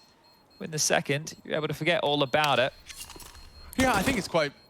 makes a lot of sense to be putting NATO as a stand-in into that ramp plug-and-play position, just in the sense that until he's getting exploited, it's just it's a safe pair of hands that will get you the one or the jiggle in the smoke. Yeah, I'm just trying to think, like, if it's something that I almost feel like I've had a conversation with Justin about it. So he told me they had moved him towards top and Config was going to play ramp. And if that was the case, right? It makes sense in the current meta of Nuke, where you need your ramp player to occasionally be more aggressive. And I think the Config also wielding the double AWP setup could whip it out over towards ramp if they need it. So I think it has multiple different facets about it. But here we go, back towards top, Squeaky open. Head towards main. They are just going to stall out and hope for a CT reaction. Esatag making them think someone's top heart. And oh, bounding around the corner. Alexi, look at him go. Like a gazelle. A beautiful little leap there. Is it a gazelle or is it a springbok? I think both are graceful and antelope-like. And an antelope joins the conversation. Wait, what if I just throw an antelope into the mix? What's the difference between a springbok, an antelope, and a gazelle? I would imagine it is their country of origin. Okay, but you think they're probably the same animal? I think they're a herd species that acts within the food chain for the predators of the local residents. So they're all herbivores? I reckon. I don't think you've seen a springbok taking a big chunk out of like a frog or something. I'm trying to think of something that they'd outscale. I don't know where frog came from. What else? What would that be? Their prey, Chad. Like the. Well, I think are the Springboks the South African rugby team? I have South Africa in my mind as well for Springboks. Yeah, so they're probably not eating much, really, are they? They're going to be hunted by a lot. Grass, bugs. Oh, here we go. Fours. Remember, this is they've won 15 Mirages in a row. This is for 16, I believe, if I've got my digits correct here. And they're looking good for another round. That should be 13. It looks like that series is going to go the distance with Sinners, who did pick up map number 1 of Nuke. Lots of Mirage and Nuke in this group. But that's great from Fours, who were already locked in for the playoffs. It's just going to be either second or third for them. They cannot make first. Whereas OG and Complexity, well, they're the two teams who are budding for that. Complexity either had to do it cleanly or have to hope Fours lose. So we'll keep an eye on those results, but fast again. Not a lot of utility here, and Ramp's already given up. Huge nade right there. Alexi, at a minute and 37, is already hell. Yeah, and I mean, I'm sure they'll be acknowledging this as a potential gap. Blame very slowly clawing back control of that part of the map. Alexi's in a safe spot to at least maintain control for the T. So they want to basically deny ramp info and return to lobby. Flames clearing it out for the squad as well. A late little pop, perhaps. They've got so much utility. They can even go back and do a smoke wall if they fancy, but it does look like their attentions are set towards a squeaky door exit. Squeaky walkout, especially if you think you've forced that vent rotation. Might have a weaker bomb site to deal with. The molly behind that CT vent could be perfect. Here they come. Esatag is in prime position to strike, and that molly was just a bit too late. Esatag finished off, though, and it does fall to NATO and Poison from behind. NATO strikes, taking that lobby position right back. So a nice reaction from the ramp player. And that bomb's still yet to be retrieved. Flames on high alert. Lots of smokes in play, though. There is. He can still go down the vent as well. He's just going to pause, and I think it's because of Alexi. Wrapping around, he wants to join with his squad, and it's going to be about very timings-based. Flames considering his descent. Alexi spotted out. Big conversion from NATO. And they should be pretty hot on Flames' heels here. Yeah, he's noisy about this. Door has been noted now, and it's actually swung over the other way. So Flames, can you win a 1-on-2? Oh, he's pushing in aggressive, and too many different levels there. Quite like the aggressive push. He was hoping he'd isolate at least one, but they came as a pair. Bit too much for him to handle, and we'll call it 10-10. Yeah, tied up here again. Complexity not done with this one just yet. Were pressured a lot there towards ramp and dealt with it well with that utility damage here. If that molly came in a second earlier, Esatag gets nothing. They could turn their attention to Blame, and well, maybe that's another round for OG, but ifs and buts. We're not living in that world. We're living in the one where that was a bonus, and OG have plenty of cash to splash. AK's AWP by looking good for round number 21. Still hard to call which way this one's going to go. A response here from OG is going to be oof. A big punch in the guts is, Poison. I think he's the one throwing out the punches right here. Complexity get an opener, and this is an important round for them to stabilize on the CT side. One way to kick things off here is Mantu's boost is denied by a smoke, and now a minute and 20 odd seconds on the clock. What is the call from Alexi going to be? They have absolutely no room. They were denied outside, they've been denied ramp. They don't really have an avenue right now to operate with, and well, that's going to force them back towards yard, where they can establish a smoke wall of some kind. They have 3. They could go standard wall smoke towards secret. They could go the diagonal to give them a buffer. They could go the L block. Or they could just go dry and work off of Mantu's AWP here. They picked their poison. They flash above warehouse. It's good timing on that, but OG continue and surge forward. Blame's going to be the one that's activated should they advance towards main side. But the secret cross, I think it's actually pretty unheld right now. Like, Blame's not got the info. It's just NATO flirting with the idea of going under. So I think they're hoping for a sound cue, a window break, a door to open, and then NATO can respond.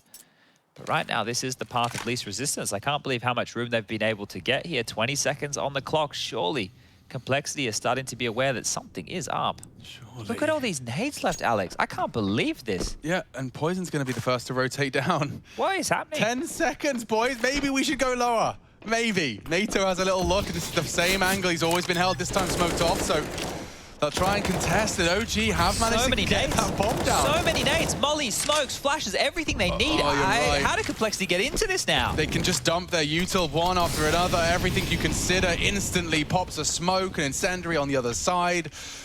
You make a good point. Flashes, this is exactly what you were talking about, Chad. And they're going to keep coming. Alexi B throws another into the mix, just spicing it up left and right. What a recovery in a 4v5. It's so odd. Here they come. Finally, Complexity get a bit of room to maneuver, and it's just going to fall apart. Here they're going to lose everything. Great angles held. Alexi to line it up too. Oh, dear. Complexity completely just fumbled. They didn't. That is crazy. That is crazy that they get that much room, and they're able to just walk on down secret with that many nades on their belt. That's trusting in Alexi B. Like, you lose a frag, yard, at 1 minute 43, and then proceed to walk yard, plant, and have a full 5v4 converted. Excuse me, a 4v5 converted. This is one of those rounds where Alexi says, hey, just trust me. And they did. And they got away with absolute murder. Look at this, down to pistols. Mantu being pushed. How many quick scopes is he going to get away with here? Flames bails him out. Mantu gets another. It's getting dicey now. Bloody hell, yeah. Flame. Has he got all 3 there? He did. Wow, his pistol has filled the feed for a dramatic number. Now he's abandoned that bomb that was dropped. And this is great because they have no idea where Blame is. They're still working on trying to pick this up, right? You can see just by Alexi using that utility, he is very, very worried about a player close. Blame is repositioning here while Nico is taking space, and Blame's going to be in main, maybe. Imagine before if Alexi gets out. Oh, the denial. No, this isn't going to do anything, right? This would, if he threw that nade, it would merely just give away his position. Right now, he's still unknown. And if he saves the AWP, at least that'd be nice for Poison. But I think Blame has other plans. Yeah, me too. He's going for glory here. Just peeking into the common angle. He jiggles it out, baits the shot, and he suspects Nico's gone right. It's unfortunately for him, it's on the left. Blame not going to overcommit, though. He gives it a good shot, gives it a fair attempt. 3 kills out of him. Nice reposition. He will maintain the AWP. OG don't seem too concerned other than the round conversion. And yeah, they make a lot out of that eco, but that eco was a product of an incredible turnaround from OG. So call it 12. OG in pole position now to close it out. Not only 2-0, but top of the group.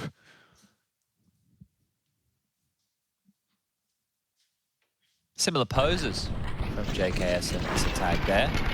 We call that one the hands behind the head. was reminded as well that there is some additional synergy that's previously been built with, you know, some other characters here. Esatag, NATO, Peacemaker, Blame. They were all on that heroic roster. Yeah, I think NATO was standing in for him when we were doing some work out of Leicester, remember? That's right, yeah. Oh, pace change. Very quick. Straight out of the gate, and already Esatag down. Oh, dear. JKS, I mean, he was unloading his mag onto someone else, but he only goes 1-for-1 in the end. And I think that bomb can be planted safely. No one's in a position to contest. Hard retake here as well. They do have the kit on NATO. They have a little bit of util to work with. A molly, a smoke, and a couple of flashes. This next fight for Flames towards lobby. Maybe it's Nico who'll find them first. There's going to be 2 players here. NATO's profited. Oh, and they want to clear him out, but there's 2 to find. And Flames tested out onto NATO. I think he's aware of the other as well. So Valda's got an awful lot to worry about if Flames didn't find that. All good in the hood. Make it 13. And that was such a lovely little mix-up from OG. Just throwing a lot more pace towards the top side. You can see how it caught Complexity and now a bit of a tailspin. Yeah, and because of that situation being a 3-on-3, Complexity gave it a good go and they've lost everything. And by doing so, their bank balance is not looking pretty whatsoever. I'm loving the calling out of OG here. Really good stuff. Valda nimble, and he gets the 3rd kill there. So great stuff from Flames. He doesn't have a lot of kills, but that's an impact round right there. And remember, this is for top of the group. 2-0 from OG. They get number 1. 2nd and 3rd will be decided then by this 4's result. They are being pushed. They are being trifled with.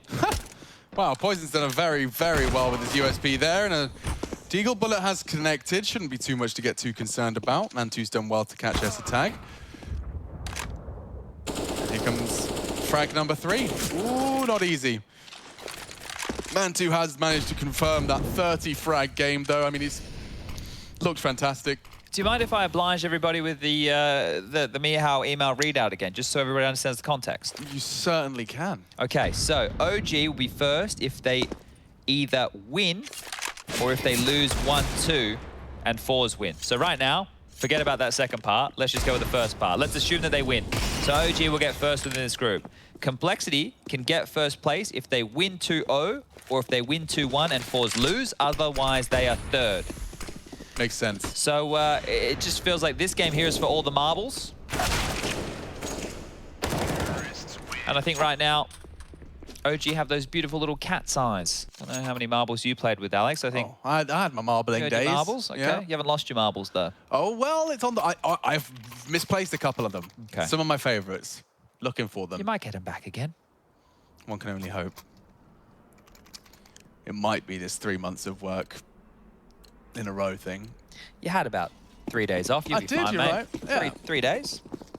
That's my own doing. Can't really blame anyone but myself. And from blame to blame, he's pulling out the org into the game. 3 scope rifles. Alexi B's got a lovely little safe haven above the flames, and he will get traded down. But yeah, moves is exactly the word you should be using. Moves like Alexi. The next one from the Easy for Ents band, perhaps. Well, they've been able to get across the secret again, and we know what happened last time they managed to get down here with so much util. You were talking about this, though, right? You know, in the first half about arriving at the right time. JKS is there in time. He can at least contest elbow, make him work for it a bit harder. Doesn't have a smoke, though, so he will just have to play from this decon side. There's a couple of maneuvers you could do here. If you spot, you quickly backpedal and try and get yourself up towards the bomb site. But he has a friend down here, and that friend is NATO, who's about to be mollied out of position.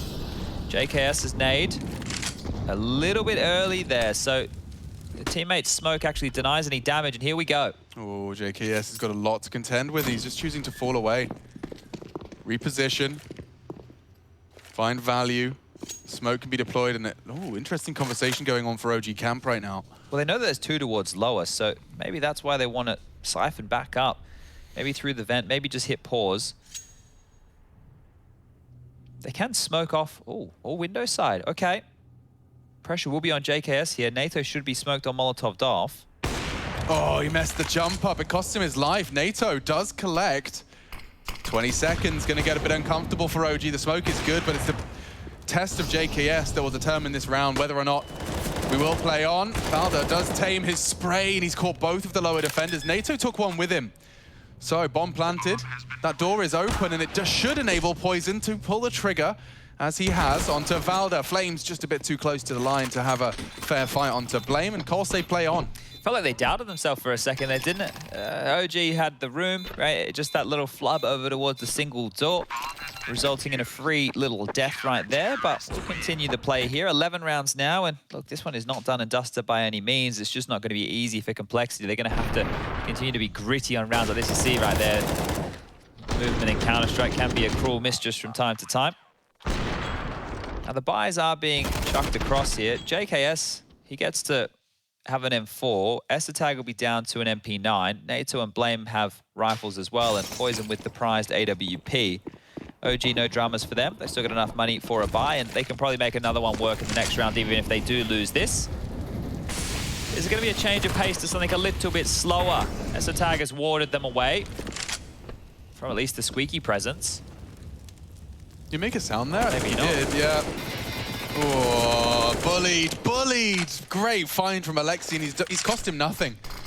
Finds the opening frag. Blame lingers in the vents for a potential to catch Alexi if he does attempt any funny business. He does seem to love this angle. I wonder if they've got any util to catch him. Now, they walk completely across.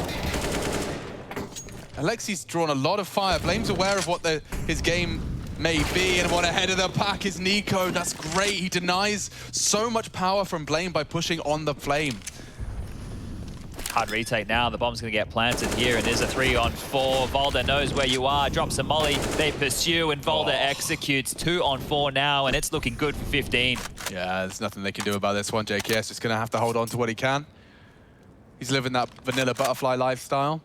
This is great from OG, right? Look, they were on a 4-map nuke loss streak. They're about to buck that, and that's to get them top of the group. And they have, without a doubt, looked like the best team here. Sure, they were pressed by Sinners. They were pressed by Fours.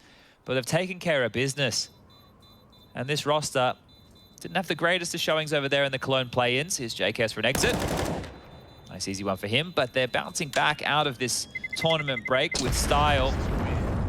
Quarterfinals just one round away here for OG. I think of the names that we haven't had come through the group so far. Astralis from Group A not making it through. G2 and VP not making it through from Group B.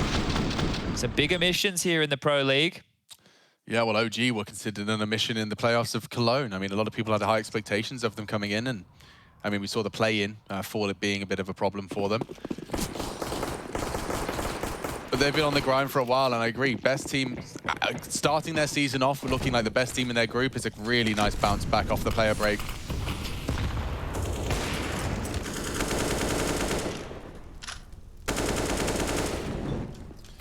So.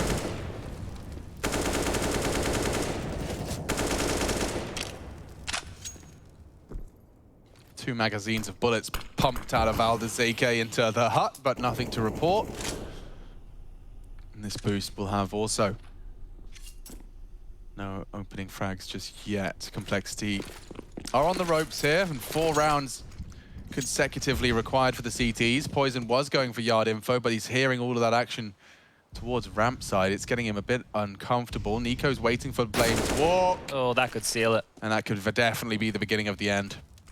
Poison has a chance for some influence. And he's already collected on the opportunity. Bomb still planted regardless. Oh, and they're quick here for this retake. They are. If that door swings open, Valda heard him come in, but Poison's far too good. Okay, Cole. Looking to extend play here, and there's definitely a world where this goes awry for Mantu and Nico. Info now, though, for that T-AWP, and rare miss. There's a lot of util on Nico's belt. If he could somehow get a Molotov on that bomb, they'd have no way to extinguish it. They are on the defuse. They're on it. Nico's not going to call the bluff quick enough. And they do see another round on the board for Complexity. NATO Sapphics lives on. And he says, play on. Thank God NATO picked up that AWP. Get that back in Poison's hands immediately. That was him winning the round single-handedly there. Just locking down this lower site, being such a jarring presence. The reposition for the second kill. He keeps moving about. That third was really, really tight. He wanted the ace here as well. You could see just trying to get that final kill. He had the intuition for it. Wasn't to be, but it was enough to keep them going. Maybe OG have to reconsider their approaches late. Blame slipping back into that vent. Valda taking some damage early this time round, and ramp appears to be the place they want to land. NATO boosted up the MP9. He has to stand tall with at least one here. Tries to find at least that first, and he's done very well for a second head. Flame's gone 2, and well, Complexity once again, a viable avenue into a 13th. The bomb was loose as well. That's a lot of info. You can see how much space JKS has taken back off of the T side. OG have lost all of their lobby space. And it's just a Valda and Mantu 2v3. They'll work this one out with a 60-second timer. Mantu's deep into the lower site. Yeah, one of the problems here is Esatag's position. He can be flexible between the double doors and that window, and Mantu, well aware that any of these hidey holes could be rearing a dangerous CT. They are going to be escorted into the bomb site here, so planning safe behind the bomb box while Mantu defends Decon. He'll even swing the door open for the sound cue. Now it's about the retake. Ooh, Valda's been allowed safe passage in towards dark side, so he's actually going to be able to make that low HP a bit more viable, and Complexity's retake's taking shape with a 2-man ramp arrival. The doors to swing open. Esatag is that linchpin for success here. They'll be trying to isolate Valda, but the attention drawn ramp, this should be an opportunity once the first fight is taken for Esatag to swing over these double doors. Here he comes, he's into the site, doesn't clear his corners. Valda strikes, they've even got a molly. That might be it. It should be it. I don't think they've got a chance. Time. There's no They're smoke. so slow on this. Yeah, this is over. Call it done. OG, top of Group B, it's confirmed. Style points for Mantu, 33 for him individually, and OG, Group B is theirs. And I mean, I think it's the best team to be lifting that and taking that through. They get the bye. No round of 12 for them, straight to the quarters and through to the playoffs of ESL Pro League Season 14.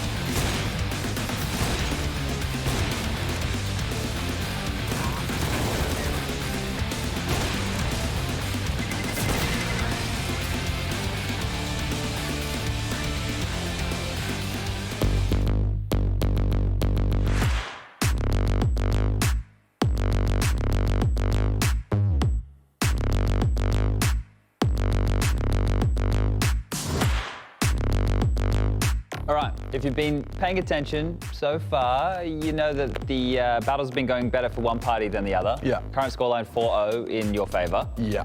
I'm not really doing too well on the mobile phone gaming device. You, on the other hand, are killing it. I'm killing it, and I even saw that there's a little tournament thing you can enter into, which I think is pretty cool. Like just straight through the app, sign up for tournaments, and it like times in and puts you against other players. Okay. Maybe you'll find something in your feed there. You've clearly won with the bots. But you can still win for pride. So 1v1 deathmatch. Yeah. Winner takes all. That's the plan. You sure? Game on. All right, let's do it. You got nothing, bro. Let's do it. Let's do it. Let's do it. Tell me when you're ready. I'll hit start. Let's get this started. Not interested in any of that. Wait, you don't want to fight? Not with Big Spider Boy. It takes you so long to shoot. I can just waste your bullet. Look, shoot again. Go on. Yeah, waste another one. That's good. Nice. You wasted 3 shots. You have to reload now. Coming for the speedy headbutt. That didn't go so well, did it? Chad Birch was getting absolutely gobbled here. And that's the end of him. Great first blood. Please don't die, please don't die, please don't die, please don't die, please don't die, please don't die. 14 seconds, you can't run forever. Oh. Where is he? Where's Chad Birch? I'm not gonna respawn in time. Oh dear. Chad. There's another round. Just post the round, okay? There's another round. Wait, we gonna go Spider Boy again? That worked out so well for you. There's another round. Go Spider Boy.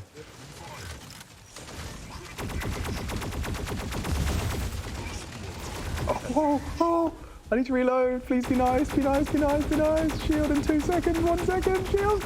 No! Oh dear. Don't you run away. No. Yeah. Wait, you win, because it's a draw. Because I won the first round. Wait, no. we go again? Round 3. Oh, dearie me. The scramble. Oh, this should be a kill. How is this not a kill? Where's the kill? Why is the kill not coming in? Get Graham Pitt on the line. Bother. I really messed that up. Oh dear. Whoopsie daisies. Goodness me. Not like this. Not like this. Not like this. Oh, you didn't do that. Oh, almost Did you the get turnaround. were you spamming your head, your headbutt? That would have been. Yo, I was just came up just then. That turnaround could have been something special. Okay. Oh dear. Even less opportunity to damage now. Oh, come on, man. Doesn't want to play. Be nice. Don't fluster this. No, I've lost it. I've lost it. I just lost the game. 100 I just HP lost to the game. spare. I just lost the game. Run! No way. There is no way. Dude, you got so kill hungry there. Oh, it's over. Hiding behind it's boxes. over. It's all over. I need to find some cover. There's nothing I can do. I need a miracle. It's a clean sweep. That's it. Chad Sponge Burchill, live on television. 5-0. It's a pantsing. Oh no. Hey, you got 2 MVP medals. There's only 2 of us. You kill shot, man. Yeah. All right, good game. I am. Good GG. game.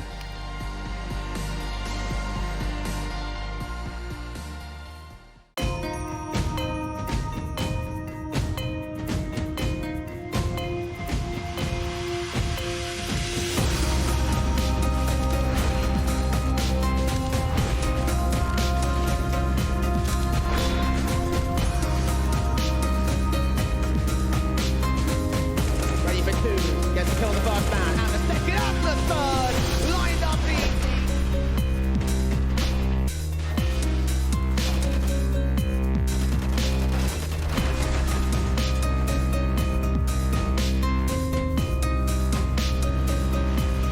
Missed shot, now they get close. Roki with one. The lineup is almost there. Oh!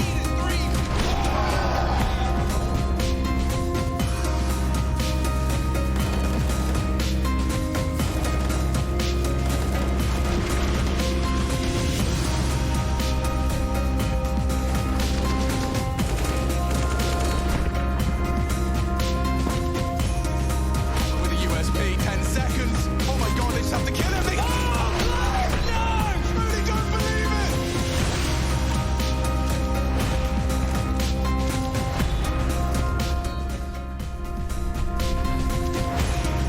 He's now in. Foster, can he do it? He's got one. Gonna go back for more. A second on the JK. Yes, and a third for Foster. What a beast. Point that goes down.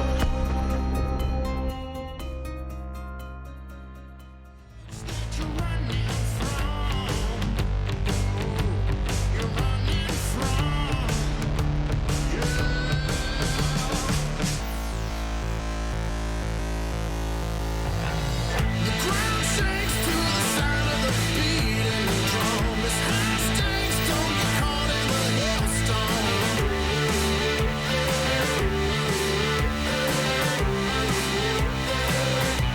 We're coming for you. The storm breaks, but we keep it moving on. So ride the wave with the kings of a new dawn.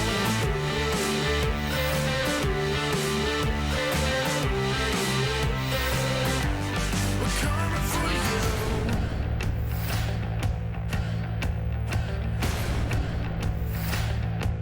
We're coming for you.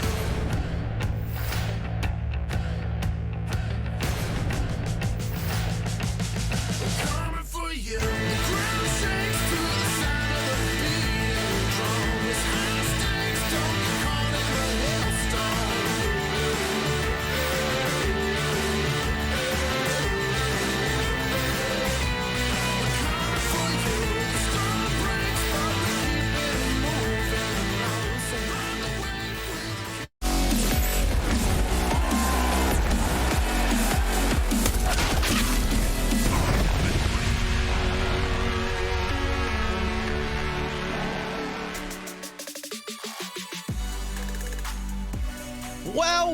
Well, it's just like we all expected. It's OG with a nuke and a win, and ultimately securing this group all on their lonesome. It's OG that come out of the shadows of what was a pretty tumultuous timeline for them. overall coming into the Pro League, and they're making heads turn. Yeah, this is a nice showing as well, especially a nuke where they had a little bit of a losing streak going on, and to come back in a way that is this like a map that's proven to be Complexity's kind of go-to picks out of this adversity. That's a very nice win, including, by the way, a recovery in the first half from down 0-6, and then also a second half in which they didn't let Complexity string 2 rounds together the entire time. Complexity only won 4 CT rounds, all 4 of them defuses. OG was finding their way into bomb sites. On the CT side, they were challenging outside, shutting down anything that Complexity had going on. They recovered very nicely in this game from what looked like it was going to be an obvious third map for the first 6-7 rounds. Jason, weirdly enough, is this OG saving strats, not just for the major, but obviously for the end of groups? No, I don't think so at all. I think this is just them having a good game. Look, Mantu had 33 kills and 14 deaths. Alexibi had 23 kills and 17 deaths. These guys were fantastic. This is the round where it turned it all around, and Chad and Alex touched on this. The amount of utility remaining late in this, I'm amazed Complexity went for this. 4-on-4, Molotovs have dropped, flashpoints into these choke points. They're still not starting this, and look how deep the bomb timer is. And this was an economic swing. And one of the other dangerous points of attempting this retake, Complexity had 3 players coming from ramp room. That's a lot of players trying to funnel through those narrow choke points without anything to take attention away from that kind of point of retake. And I think from there, OG just had complete control of the game. They had control of the economy. They found some momentum. They gained like a 2 to 3 round lead off that. So, an all-important round, and OG just played it really well. Yeah, and they take control of the group too. Undisputed even. They go undefeated in groups. And Mantu, being at the helm of that, it's only fitting that we talk to Mantu, Jason. Nice. I mean, you just sang his praises, so let's talk to him. Mantu, what's up, dude? Congratulations. Hey guys, how you doing? It felt like we won a final just now. It's just the group stage right now, so yeah. Well, rightfully so. You guys came in here, and I think you've taken a lot of people by surprise. Mantu, personally, you've been putting up a pretty good performance. The op seems to fit really well on your shoulder. Talk to me a little bit about some of the things that have gone right or wrong in this group for OG, regardless of what the scores say. I think just listening to Alexi at the start, not a lot of ideas, especially this last map. I think everyone was shouting, screaming what to do, and Alexi yet again had to tell us to shut up and let him talk. But yeah, we just played as a team. We won a lot of crucial clutches in all of the games, all of the matches in the group stage. So I think those were the key things that really helped us win in the group stage. What is it that's made you feel so comfortable this week personally? Not so much just like Alexi telling everyone to shut up so you guys can concentrate on the game and he can tell you what to do and everything, but you yourself as an individual performing spectacularly for this whole week. So was there some kind of change after Cologne, or was you guys just come back feeling real comfortable? I think it's got to do with everyone obviously feeling refreshed, but also for me, I've been open now for close to 2 years, so I feel like I have a good understanding of open and having a game plan just on every single map, and especially before we play a game against anyone like Complexity. I make sure in my own head I have a game plan how to counter them and what I should do on CT side and T side. Yeah, but, we look at, what you guys have done in this group. Obviously, you win the group out pretty handedly. It's all, within your grasp. But, Mantu, on another personal level for you, which of these teams gave you the hardest time? I don't know. I feel like Sinners, obviously Complexity was hard as well. We were trying to abuse Nadosafix on B, but he was obviously doing a good job defending his sides as well. Pissed around, right rounds, whatever. Sinners played obviously Oscar played amazing games as well. I feel like the teams which I thought would give us the hardest challenge, like G2 and Virtus Pro, those were the easiest ones. So I have to give it to the other teams like Sinners, of course, and Complexity. Yeah, fair enough. Jason, what do you got for the man? I mean, this is the group winner. You might not get this opportunity ever again. I know. I feel like I'm trying to come up with a question for this group or anything. The only thing I got in my head at the moment is, talk to me a little bit about the Polish scene at the moment. Do you see any future at the moment with some of the? I know this. You probably ask this all the time as probably the highest ranking Polish player at the moment. But what's going on with this regional scene? Do you see any promise of anyone taking up the old Golden Five and the old VP lineup of Taz and Pasha and Neo? The thing is, back in the day, I used to always think the good Counter-Strike players, mechanically speaking, are from Poland, obviously from that country. Yeah. So obviously, right now we do have some players like Dika and Hades. I feel like Hades is an insane AWPer. So it's really nice that I can see it's just other players coming up into the top 30. And speaking about if there's going to be like, you know, another Virtus Pro, the Golden 5, I don't know, maybe maybe down not the road. right now. Not right now, maybe down the road. I feel like the Polish scene needs an IGO right now, some sort of IGO to just bring everyone together. Yeah, and you know, if they get picked apart and taken to other teams, like there's probably never going to be, you know, it just is a matter of time. Hey, man, you've more than earned this, Mantu. And I would like you to address maybe the OG fans and maybe all the people that have been supporting you, because I don't think anybody looked at you guys coming in this group thinking you were about to just dominate. Oh, I just want to say thank you to like all OG fans and just everyone supporting us on Discord. Like I constantly get messages on every Instagram, Twitter that we can do this, that I should keep my head up like as a team and as an individual, and we have great talent in the team and we can go far. So just want to say thank you guys for the constant support. Yeah, it is that easy. Thank you very much, man. Congratulations, mate. Well-deserved break, and obviously you go into those quarters. So good luck in the playoffs. See you later. Thank you, guys. See ya. Pretty down to earth about it all, and I like that. I respect it, but moreover, they know what they did. I want ego. They came here and they bring me the big them out. egos. Bring me the narcissists, all of them. Pick who's your favorite narcissist. Don't say Kanye. He is actually my favorite narcissist. Yeah, I really. He's great. Yeah, he is that. He's great. Also, what's great is pretty much everybody in this group except for what team, Jason? This is a pop quiz. G2. Oh, there you have it. G2 nice. Pick up the first map. Impromptu DHL drop. Yeah, it's one of those things. G2 picked up their first map of their series against VP tonight, but VP currently winning on Mirage last time I checked. Both games are now in map 3, Trace. Yeah, well, how about that for the sport? How about them nice, apples? Jason. So Vertigo will be that third map between them. The group's there are to... spoilers. Yeah, nice, dude. Way to go. My bad. Anyway, OG 5-0. You can't really dispute that, though. There's no really confrontation that could happen about that, Jason. And, you know, we look down at this. Were there anyone, you know, obviously G2 being one of the people or one of the teams that came off of Cologne with a lot of success. You look at it now, did it pan out anywhere remotely close to what you thought it would? No, because, I mean, at the very least, you would have expected G2 and Virtus Pro to come into this last day. I said this last night. It's actually kind of a shame neither of them put up a fight throughout the group because they have a head-to-head matchup today on this last day. Yeah. And that could have been such an exciting clash if it was, like, for one of their teams having playoffs or not. Instead, it's just kind of like, which one of you is getting 5th and which one is you getting 6th? Like, cool. Thanks. Woo. So, yeah, no, this round, this group turned on its head entirely. To have a team like Force come in and make it, that's incredible. That's a beautiful story. You got to be happy for those guys, especially from all we heard from Jerry and how down to earth and how humble he is.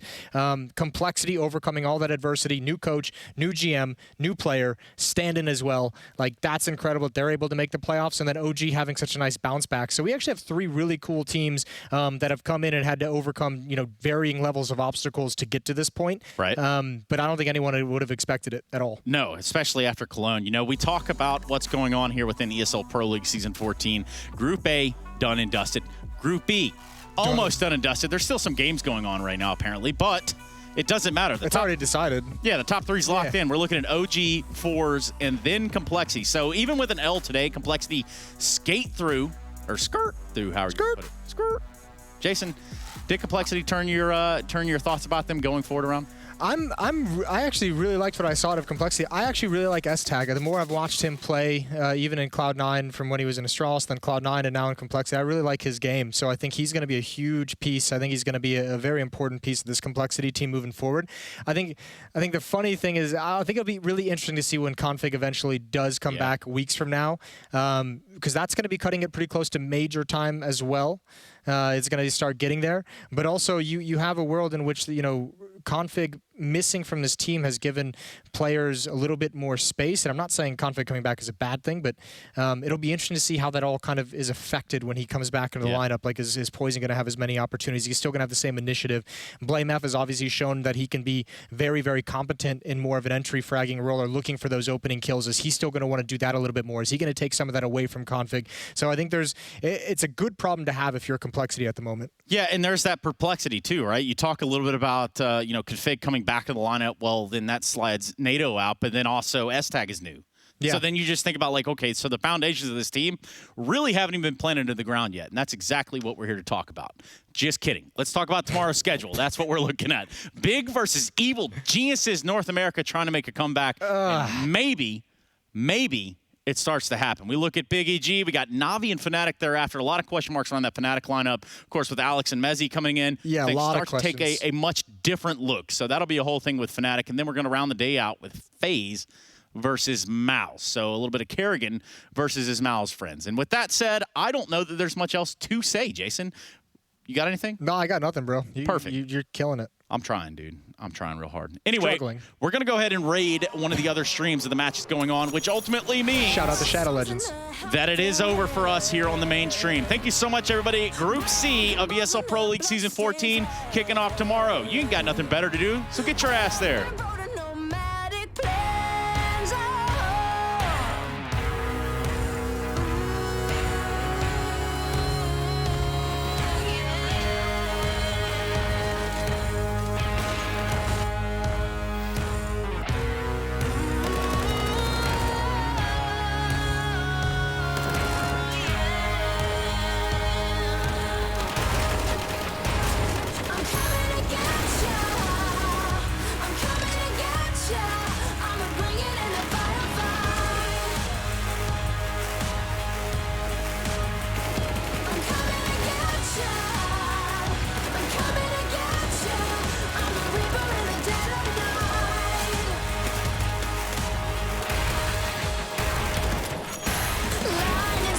In a quiet town, bodies fall upon sacred ground, but a flag and a king is crowned.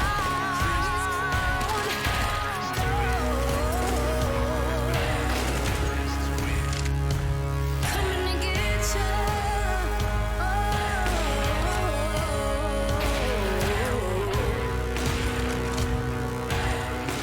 I'm coming.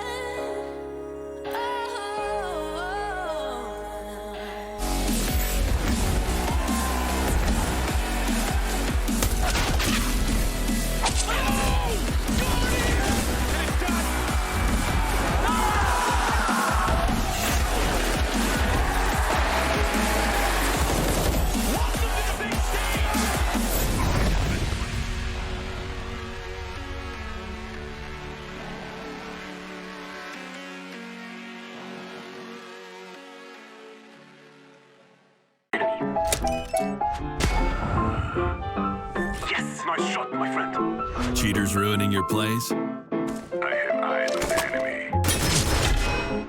Bad servers stopping your shots? What you need is ESEA. Advanced anti-cheat to stop cheaters. And the best servers around, all with 128 tick rate.